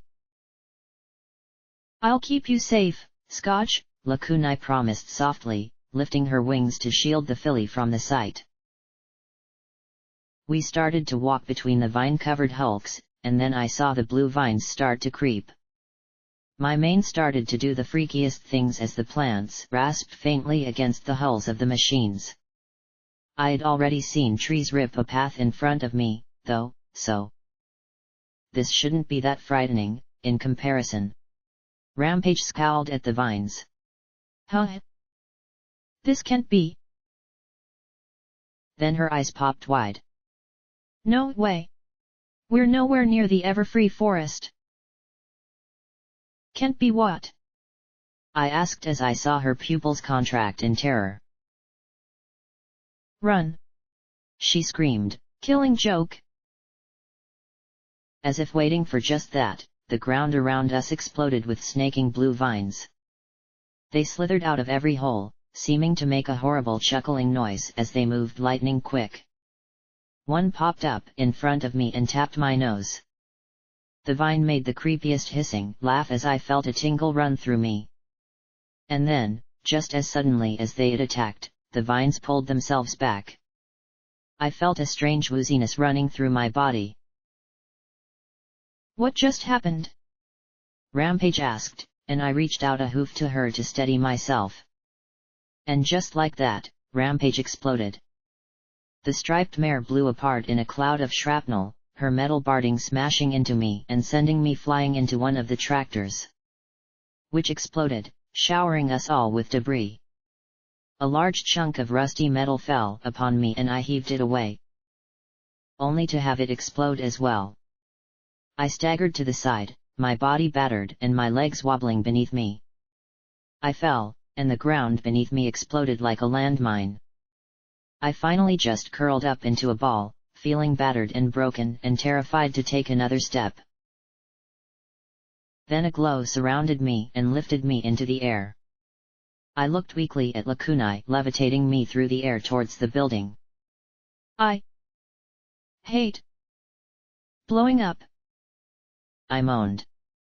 But then I looked down. P21 and Glory had grabbed the regenerating chunk of Rampage and were struggling to keep up as the slithering blue vines pursued them. P21 now tossed incendiary apples every way he could to try and drive back patches of the noxious blue plant. The ground heaved beneath P21, and he dropped the filly Rampage in a heap as Lakunai landed on the vine-free concrete steps. She set me down, and the stone exploded under my hooves. At least this time the blast was a little less energetic. I was gonna have to chow down on some serious scrap metal soon or start losing legs. Lakunai frowned in concern as she looked at me, then at our friends. She couldn't set me down and get the others without the ground exploding under hoof, but she couldn't manage me and pick them up at the same time either. Suddenly, Rampage screamed as the ground beneath her opened up into a deep pit of earth. Her hooves scrambled at the edge of the hole as it filled with wiggling blue vines and gnarled roots. It was as if the earth itself was creeping away under her hooves to dump her into the depths. P21 reached in and bit her mane, hauling the thrashing, muddy filly back up over the edge. A blue vine darted towards the distracted buck. Green beams sliced the vine into quivering lengths as Glory leapt in place behind him, covering him as he hauled Rampage out. Then I saw it.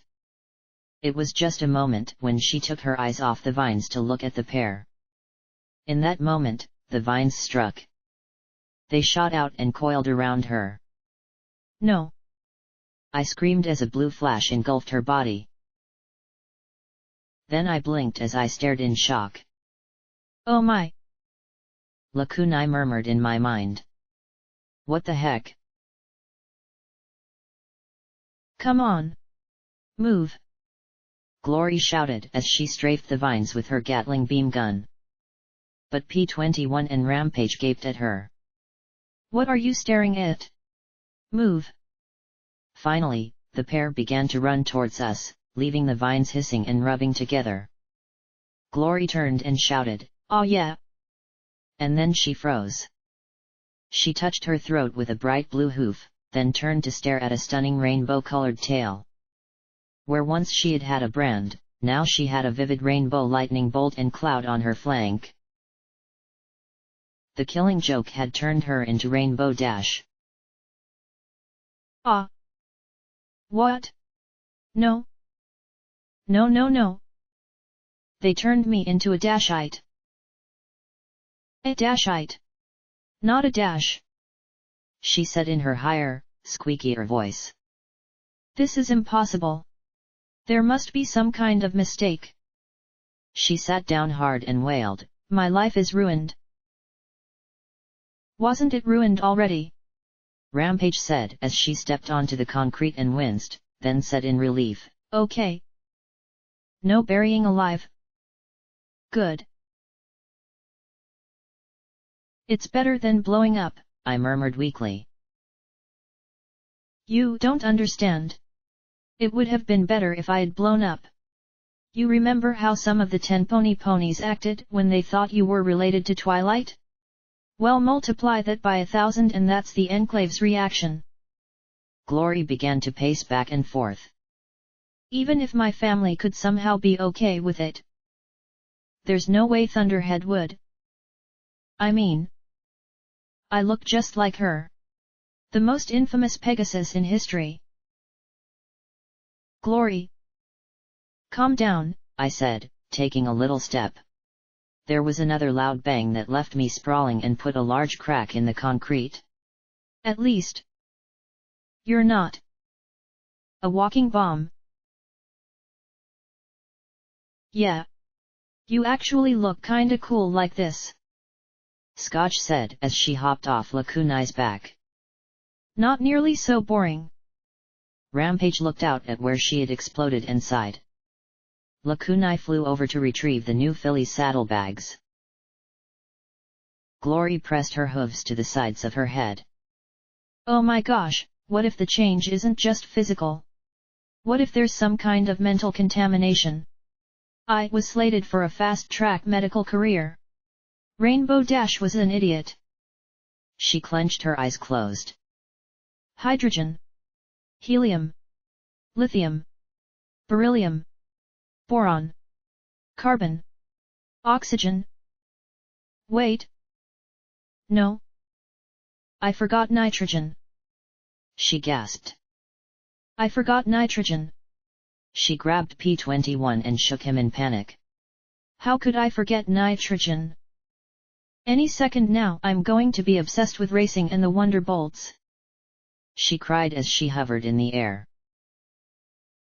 At least you're flying again, Scotch said with a grin. Lakunai returned with Rampage's blasted bags. The little striped filly dug through them for a moment, pulled out Psycho Shy's power hooves, and started to strap them onto her little legs. I'm flying. She looked back over her shoulder at her restored wings. Sure, they were bright blue now, but they were also holding her aloft. She grinned. I'm flying. Flying. Woohoo! So awesome! She cheered in glee as she looped and whirled above the steps. Then, suddenly, she got a haunted look and landed. No, Glory. You are an egghead. Egg. Head. I mean, an intellectual. Relax. I think any Pegasus would be glad to get her wings back, I said as I walked gingerly, like I was treading on a bed of landmines, towards the door. Every third step resulted in a sharp detonation under hoof that knocked me about. Still, I couldn't stop now. I just needed to get inside. Generally, you could tell how important a place was by how trashed it looked. Hippocratic Research was one reinforced building. I couldn't see a single broken pane of glass or missing tile off the roof. It might have looked like an old, classy-style building, but it clearly had to be built like a fortress. There was no way I was going to open these doors. P-21. I think we're going to need your... I started to say as I looked back and saw a blue vine snaking out of the crack split in the concrete slab and creeping towards Scotch tape. Look out! I shouted, but all that did was make her look at me. The vine curled around her rear hoof. Scotch immediately shuddered, her eyes clenching shut as Glory severed the tendril with a precise blast of SATS, assisted Gatling fire. Burns! She whimpered, and then she fell over as a jet of yellow-green gas sprayed from her mouth. She started to thrash wildly, a horrible noise coming from her throat as she flopped and fell to her side. But worst of all was the smell. It was a smell I could smell in my sleep, and it came to me now in horrible freshness, the acrid stench of chlorine. Rainbow, Glory. Glory fanned her wings to blow the clouds back and landed next to her, pressing an ear to Scotch Tape's chest. Her rose-colored eyes were wide in fear as more chlorine gas trickled from the filly's lips. Lakunai! The purple alicorn touched Scotch's side with her glowing horn as Glory scrambled for a healing potion. But then she dropped it. No. We don't need healing now. The joke is making the gas inside her lungs. She grabbed Lakunai. You've got BJ's memories and stuff, right, and still a lot of radiation energy. The alicorn nodded warily. Teleport us to the Fluttershy Medical Center. The surgical room. Now. Wait. P-21 started.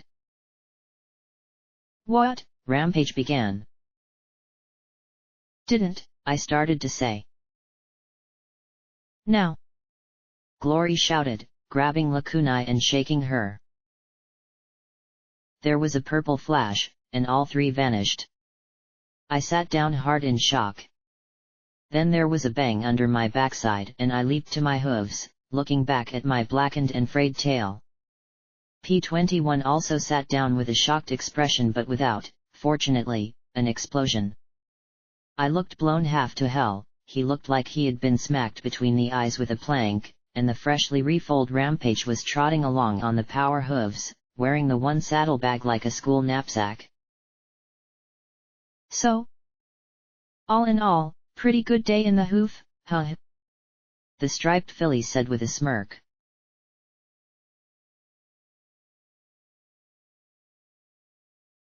So? Is this shit permanent? I asked as I sat by while P-21 worked on the lock. I was absent-mindedly chewing on bloody pieces of shrapnel that I had plucked from my hide. It's killing joke. Who the fuck knows? Rampage responded. Normally it's found around the Everfree forest, but you hear rumors about it in other nasty tainted parts of Equestria. Usually fatal, always inconvenient. She looked out at the rusty drums and trailers covered by the faintly snickering weed. Who knows how there's so much here? In one fell swoop, we had lost our medic, our teleportation escape plan, our magic support, and our moral support. All in all, I thought Glory getting turned into Rainbow Dash was pretty weird. A little light. But given what it could have done, I supposed that it was far more preferable to, say, killing her outright. I guessed that there wasn't much fun in just killing her outright. The 9th bobby pin snapped in P-21's hooves. Oh, come on! He shouted, spitting his screwdriver to the ground. What, did they put the most expensive lock in all of Equestria on this place? I scowled. Stand back. He sighed. If I can't pick it, I don't see how you're going to. Didn't say I was going to pick it, I said as I gave the door a shooty look, furrowing my brows as I backed away from the entrance. Oh. He muttered, his eyes getting wide as I charged the double doors. He jumped aside as I slammed into them. A moment later there was another throaty blast that nearly knocked me back out into the squirming blue vines. I lay there on my back, closing my eyes. Oh sweet Celestia, was I sore. Hey, nice job! Rampage cheered. P-21 didn't look quite so enthusiastic, dragging me to safety before the vines had even more fun. Well, if you ask me, that was cheating. He gathered up his things and then looked back at me. You coming? I just need a second. Collect my thoughts. I groaned as I closed my eyes. Yup. There it was.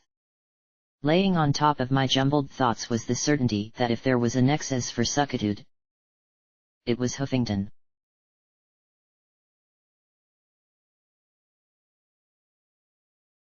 The front doors, still mostly closed even with a charred hole where the lock was, creaked open at my push. We had no idea when Glory and Lacuna would return, no idea if Scotch would be okay. The blue stallion clearly looked concerned, glancing back repeatedly. Rampage's power hooves made little click-clack noises on the tiles as she trotted along beside me. I was in such a need for scrap metal to repair myself that I was raiding the garbage cans by the entrance for tin cans to chew on. I even tried gnawing on the lid, but the metal softening spell didn't activate. That left me slowly regenerating as I walked carefully inside. The detonations were becoming fewer and weaker now. I supposed the joke just wasn't funny anymore, not since I had used it to my advantage. Looking around the two-story foyer of the building, it was clear something nasty had happened here. There were bloodstains on the wall, but surprisingly little damage. Then again, maybe not so surprisingly, if the inside of this place was as hardened as the outside. In the center of the arched entry was a golden statue covered in cobwebs. Two unicorn bucks grinned out as they lifted an apple in seeming tribute. Hippocratic Research, read the plaque on the base. A trusted friend in science. I scowled at the pair, then trotted to the base of the statue and rubbed away the grime at the base. It was a tiny stamp, but I could see the OIA symbol at the bottom. I looked around at the dusty walls and scattered papers and junk and imagined I could smell golden blood in the musty reek in the air. No bodies, and lots of bloodstains. Stay close. No EFS, but I just know that there's something nasty in here. Sanguine's lair was probably somewhere underneath the building. I walked as silently as possible, wishing we had rags to make rampage booties once again. From somewhere above, behind, there came a snarl that echoed in the halls. Ooh, I hate it when I'm right, I murmured as we moved towards an elevator. After mashing the buttons several times, we finally forced the doors open to reveal a half-dozen bony ponies curled up in the corners. Some pony had scraped Dear Celestia, let us out, in the wood paneling. The lights flickered to life, and a slurring music began to play. Opportunity. Airy community. Then the speakers crackled once more and went silent. The snarl sounded again, along with a dry rattling noise. And was it just me, or did it sound a lot closer? We moved into the offices with me nervously chewing my bit. Okay, whoa, had to be careful with that, or I'd be eating it, while keeping an eye out. Oh, how I missed my Pip-Buck right now. EC1101 aside, it was an advantage I really could have used. Brings back memories, doesn't it? P21 said softly as he tapped at the keyboard of a desk terminal. I blinked and glanced back at him as Rampage went through file cabinets for errant trash and potential valuables. The Fluttershy Clinic. I grunted my response. Why did he have to bring that up now? I frowned. Had I just seen movement down the hall? No. Just empty hallway. He tapped away and swallowed. Let's hope this turns out as well as that did. Well. I blinked in shock. I was strapped to a table with my guts hanging out and had to pull the plug on 40 foals. If that was well, I'd hate to imagine lousy. He gave a sheepish little smile as the terminal beeped, but he frowned when he looked back at it. Garbage. Garbage. Garbage. No mention of anything, except Twilight Sparkle visited a week before the bombs fell. Really? I backed past the desk till I could see the terminal without losing sight of the door, and there was the date, just before the bombs fell. Internal memo, October 16th, 11, Twilight Sparkle's visit. Thankfully, we got warning of the Ministry Mayor's surprise inspection.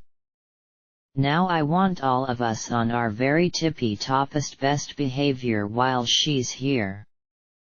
Give her the tour, stretch things out, and hope to Luna that she runs out of time before she gets too nosy. If all else fails, have the show ready. FNF. I tapped a little further down. Apparently, Twilight's inspection had not gone well. The memos were all about being swamped with returned and contaminated products. Internal memo, October 21st, 11, storage. For Celestia's sake, we have to do something with all these returns. I don't care if you have to dump it down the drain, do something with all this extra flux before something bad happens. I don't like how gidgy things have been. Who the hell is in charge of the OIA now? They need to do something. FNF. And the last. Internal memo, October 23rd, 11, goodbye. Well, dust off your resumes, because you're all fired effective tomorrow. That's right. Let Applejack or whoever the hell is director now deal with this mess. My brother and I are off to sunny Porca Porca where the beaches are warm, the local swine friendly, and the extradition treaties non-existent. So long, suckers. FNF. Funny. Hope they had an early flight. We left the blood-spattered offices and carefully made our way into the first few labs. At least, I thought they were labs. After seeing Horizon Labs, I expected to see more in the way of terminals and equipment. In one room were a half-dozen chalkboards covered with _______________________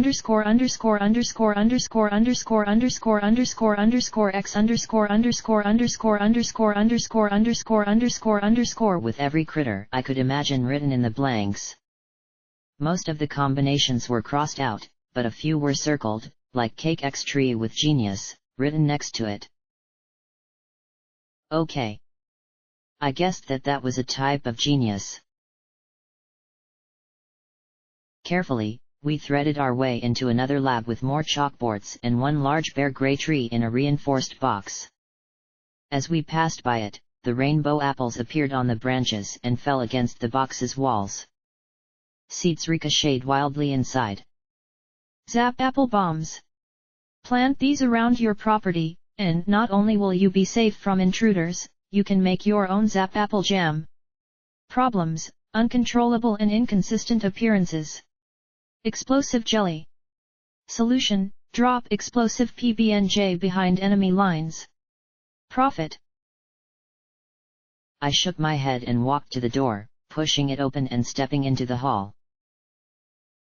The only warning I had was the shimmer in front of me. My jaw tightened reflexively, guns blasting at the air and knocking back a creature that seemed like a strange fusion of dog and snake. It started to shimmer back into invisibility as it fell back, but I didn't waste any time blasting it again, then again, until it finally collapsed in a bloody heap and stopped blending in. I looked at the rattlesnake tail and four legs and once again wished for a time machine so I could smack whoever made such a thing. Of course, I should have been keeping an eye out for more shimmers.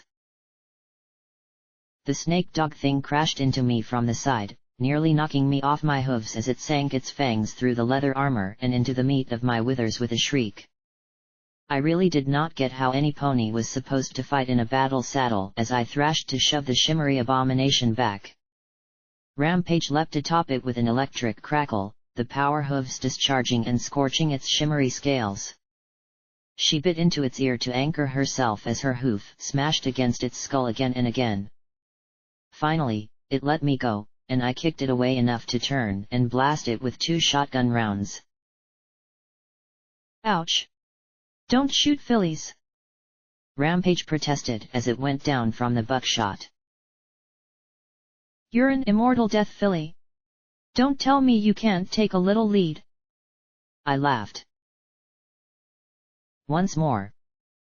I should have been keeping an eye out for shimmers. The pair of us were slammed not by one but a whole pack of the hissing, snapping creatures. I went down, thrashing as I rolled onto my back, and kicked my metal legs as hard and as wildly as I could. Most of them tried to bite my legs, to little effect. Then one got clever and chomped down hard on my belly. I might not have been strictly biological anymore, but I did not want my guts, such as they were, ripped out and strewn all over the place. I heard Rampage scream and smelled blood. From the office behind me came a firm thump. Did I mention that I was really tired of getting blown up today? The grenade's shrapnel tore into the abominations swarming us, and the group milled back in pain and confusion. P-21 poked his head into the hall and fired a second grenade right into the mass of shimmery dog snake things. The blast sent body parts flying, and those creatures still able to run did so. I hugged the jagged wound in my gut as I sat up, looking around and making sure there weren't any more shimmers. Rampage? I asked as I looked where the filly had fallen. She sat up and then pointed to the mangled hole in her throat. Thank goodness for regeneration, huh? I said with a wince. When her throat closed, she croaked, Still fucking hurts. We stood, Rampage helped herself to a high-protein diet, I helped myself to a high-iron diet of office scrap and a few gemstones, and P-21 kept an eye on the hall and pointedly ignored both of us. Just in case, he popped a grenade in the direction the abominations had fled. Think Sanguine knows we're here? Rampage asked with a frown once we started moving again. It had been half an hour, and there had been no sign of any pony. No idea, I admitted. I really didn't see Sanguine working in this place. Aside from those things patrolling the halls, none of the labs looked, well, lavish.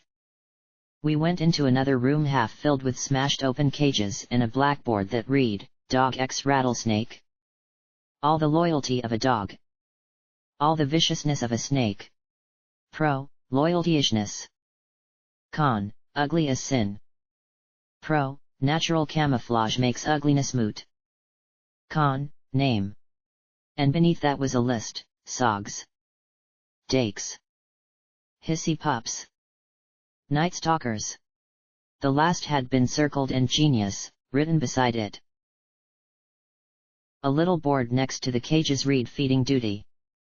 There was a list of pony names, each one crossed out. The last one had I fucking quit scrawled next to it.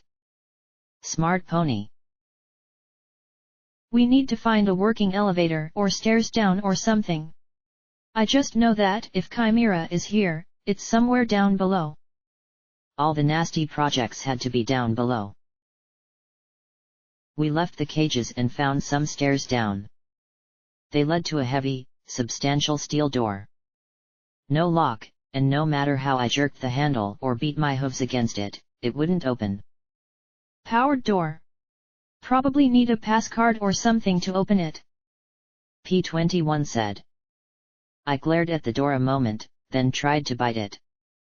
Maybe I could gnaw my way through. After several seconds of scraping paint with my teeth, I coughed and gave up. Okay. Pass card, then. I muttered as I stared at the door.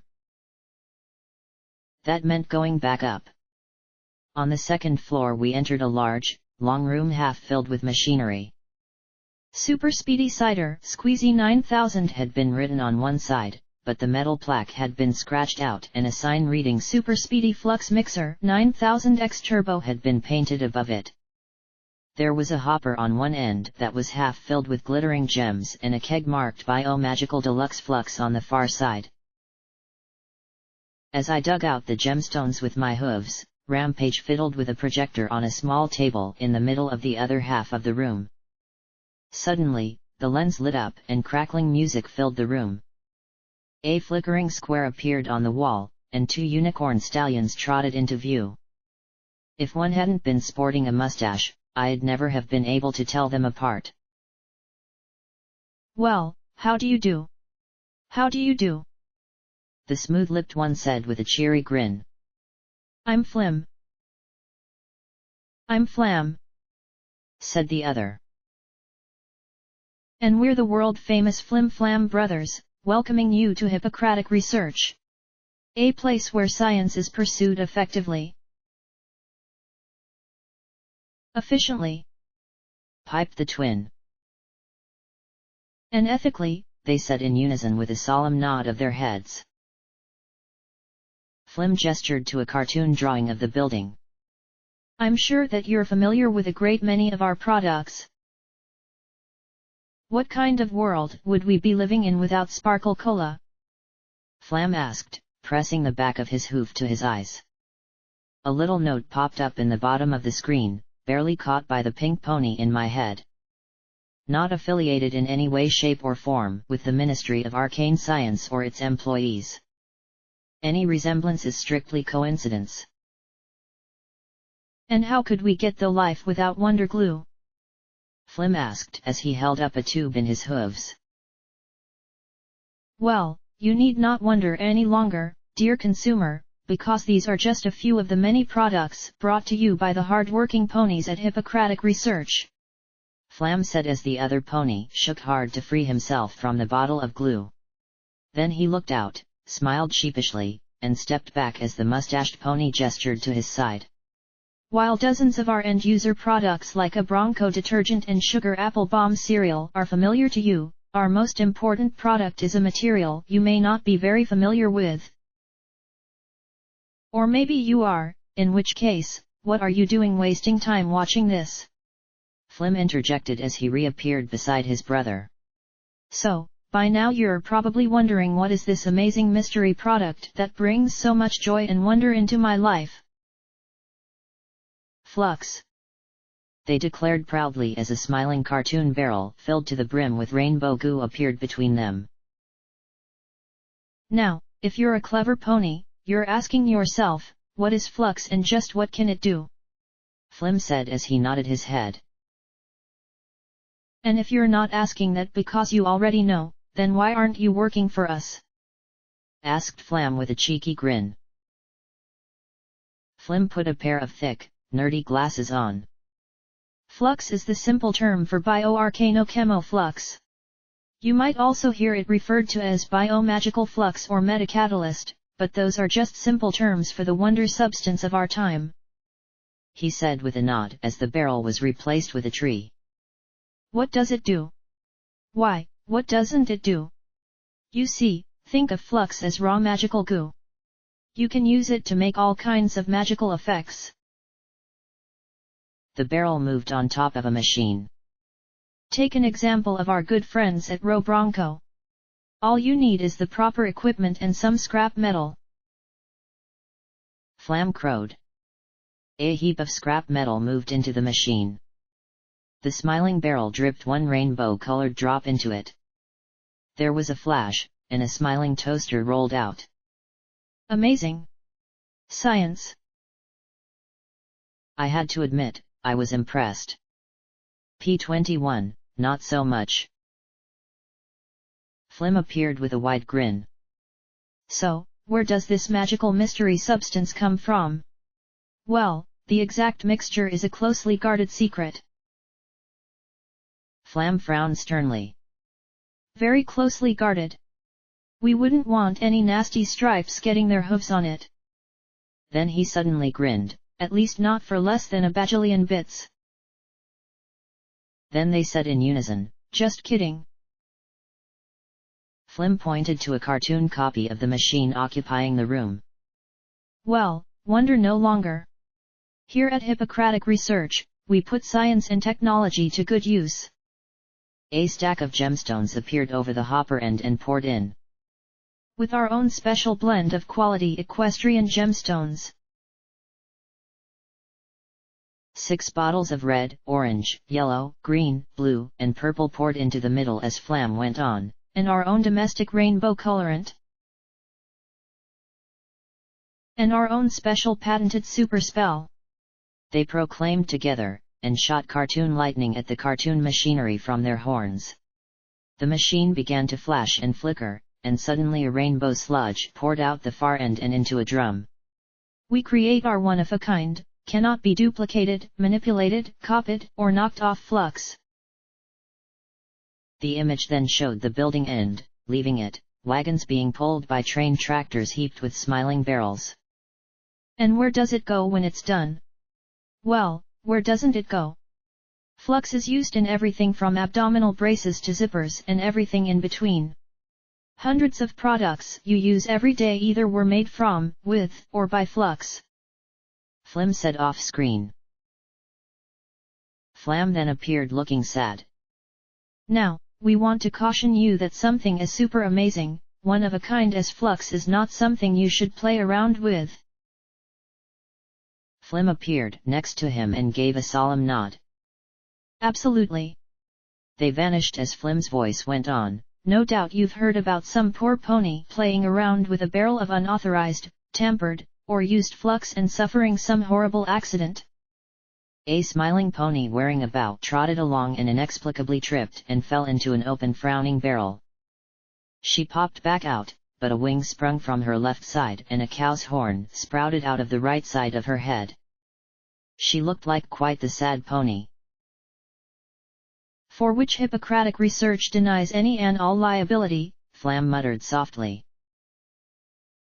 Flim continued. We want to assure you that, used properly, flux is a valuable, nay, an essential part of our modern world. So we wish to thank you for your interest in coming to tour Hippocratic Research, Flam said with a grin. Talk to your parents about taking one of our patented Night Stalkers home, at last, a pet you can count on to keep you safe from nasty stripe infiltrators. Bred and trained to attack any and all zebras at first sight. Or perhaps you're more interested in our Scorpa sprites. If you have a sibling or neighborhood bully you want to get even with, then there's nothing better, Flam proclaimed. And if you're looking for our legal department, they're located on the 4th floor. Office hours 11:58 to 11:59, Griffin Standard Time, Flim added with a wide grin. The pair then sang out, So we've got opportunity in each and every community. He's Flim. He's Flam. We're the world-famous Flim Flam brothers. Then the projector flickered and died. The three of us stared blankly at the wall and I murmured softly, Well, now I have a better idea why the world blew up like it did.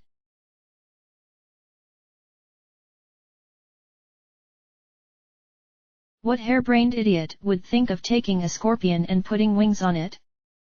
I yelled before yanking the bit in my jaw and sending up another cone of lead, shredding a buzzy, filmy wing and sending the insects scuttling along towards us, oozing green goo. To be fair, it's more like they gave a bloat sprite a stinger. Rampage squealed as she pounced atop the maimed bug, her 4 power hooves flashing and splattering me with its sludge. I don't care, I yelled as more of the gray spherical bugs came flying out after us. Was there any end to the things? We had found a lab with the walls and ceiling covered in their nests. One had stung P-21 right away, and now the rest were looking to finish the job. It's stupid. Stupid. Stupid. I shouted, punctuating each stupid with another blast of buckshot. I didn't even have to aim, I just fired as quickly as I could down the hall and hoped enough shot hit. I'm more interested in if you have any of that anti-venom glory made, P-21 said weakly. Really interested. I ripped off another half-dozen shots as rapidly as I could, and Rampage squished the fallen bugs with the enthusiasm only a filly could muster. Reload, I bellowed, knowing the belt was almost spent. Rampage scrambled back, grabbed another belt of shotgun shells, and slammed it home. One condition. Condition, he said weakly. I'm dying of poison and you're giving me conditions. Loaded, Rampage yelled, immediately sprang back to squashing the Scorpa sprites. I ripped out 3 more shots. When we're done, you're going to scotch. And you are going to tell her you're her daddy. And you're going to say nice things about her mom. And you're going to hug her. Another 5 swarmed out and I jerked the bit as rapidly as I could. The blasts shredded their flapping wings, and a few were pulped outright by the impacts. And if I say no? He panted as I backed towards him. Then I'll give it to you, but with a huge guilt trip attached, I countered. One arched high above its fellows and plunged towards me, its stinger oozing venom as it drove the poisonous spur at my eye. I swung my foreleg and knocked the head-sized bug aside. Rampage pounced upon it and popped it under her power hooves. He didn't answer, and I looked back at him lying there unconscious. Cheater, I muttered. Rampage. Anti-venom. She leapt on my back and dug through my saddlebags again for one of the vials of anti-venom that Glory had mixed ages ago. She poured it into his mouth as I blasted at the swarm. He stirred as consciousness returned just as the last few bugs were blasted and stomped. I blew the smoke away from my shotgun and trotted to him, kneeling and helping him sit up. You'll do anything you can to get out of talking with her, won't you? He looked at me, then dropped his gaze. I don't want to talk about it. Oh no. That might have worked a month ago when I was fresh and new to the wasteland, but now I am a grizzled wasteland veteran and I will not wait for. There was a flash and I was knocked sprawling on my side, my head spinning. Rampage grinned down at me. Hoopsie. Sorry. Thought I saw another Scorpa sprite, but it was just a big swelled head. She trotted over to P21. Of course, a grizzled veteran of the wasteland would have seen that one coming. Once P21 was back on his hooves and the building stopped spinning, we found a large office with 2 identical desks, an enormous portrait of one of the brothers behind each. A counter along the far wall held dozens of different products made by the brothers, including a tiny model of the super speedy cider squeezy 9000.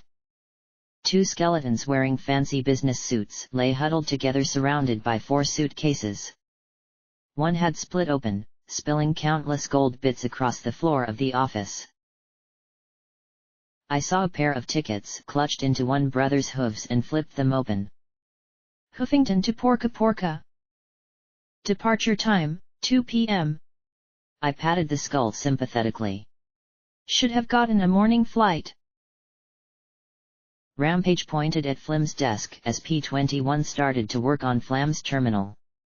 Hey, Blackjack. Isn't that one of those figurine thingies you collect? For an instant, I imagined I heard 5 little ponies in my head gasp in excitement. Or maybe it was just me. I blinked and stared. There, smiling brightly at me, was the vivid purple figure of Twilight Sparkle.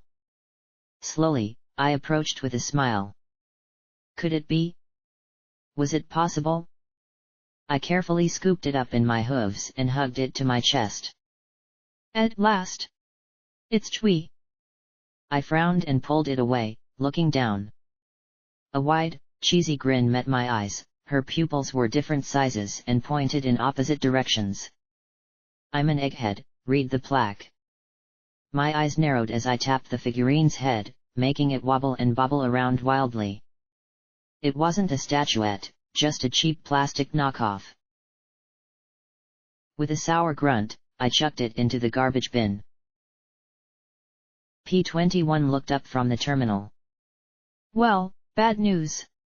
Looks like they erased everything on their computers, file-wise. But I also have some good news. He tapped a button, and part of the wall opened up to reveal an elevator car. What do you want to bet this elevator goes somewhere special? I grinned. I love smart ponies. Then I frowned. But you're still going to talk to Scotch. I mean it. He sighed. I know. I know. I've been trying not to think about it. About everything I might have missed if she's dead. I've been a royal ass putting it off for so long. We trotted to the elevator. Rampage put a hoof down, and the car gave a soft groan. Whoa! What corners did they cut installing this thing? I had to admit, it looked like the elevator was definitely not built to the same code as the rest of the building. I snorted and stepped in. Okay, it was a little wobbly, but I needed to go down, had no doubt it would take me where I needed to go. It's fine. I'm not sure it was even fine 2 centuries ago, P21 said sourly. He dug around in the desk and pulled out a yellow card. Look. We can just walk back down to the door. I rolled my eyes and started jumping. Look. It's fine. Just fine. Nothing's hap. With a roar, the floor exploded beneath me, tossing me into the ceiling, which also exploded. I plummeted down the dark elevator shaft, and with a shriek of twisted metal, the elevator broke loose and plunged down after me. Ha! Ha! Ha! // Footnote, maximum level reached.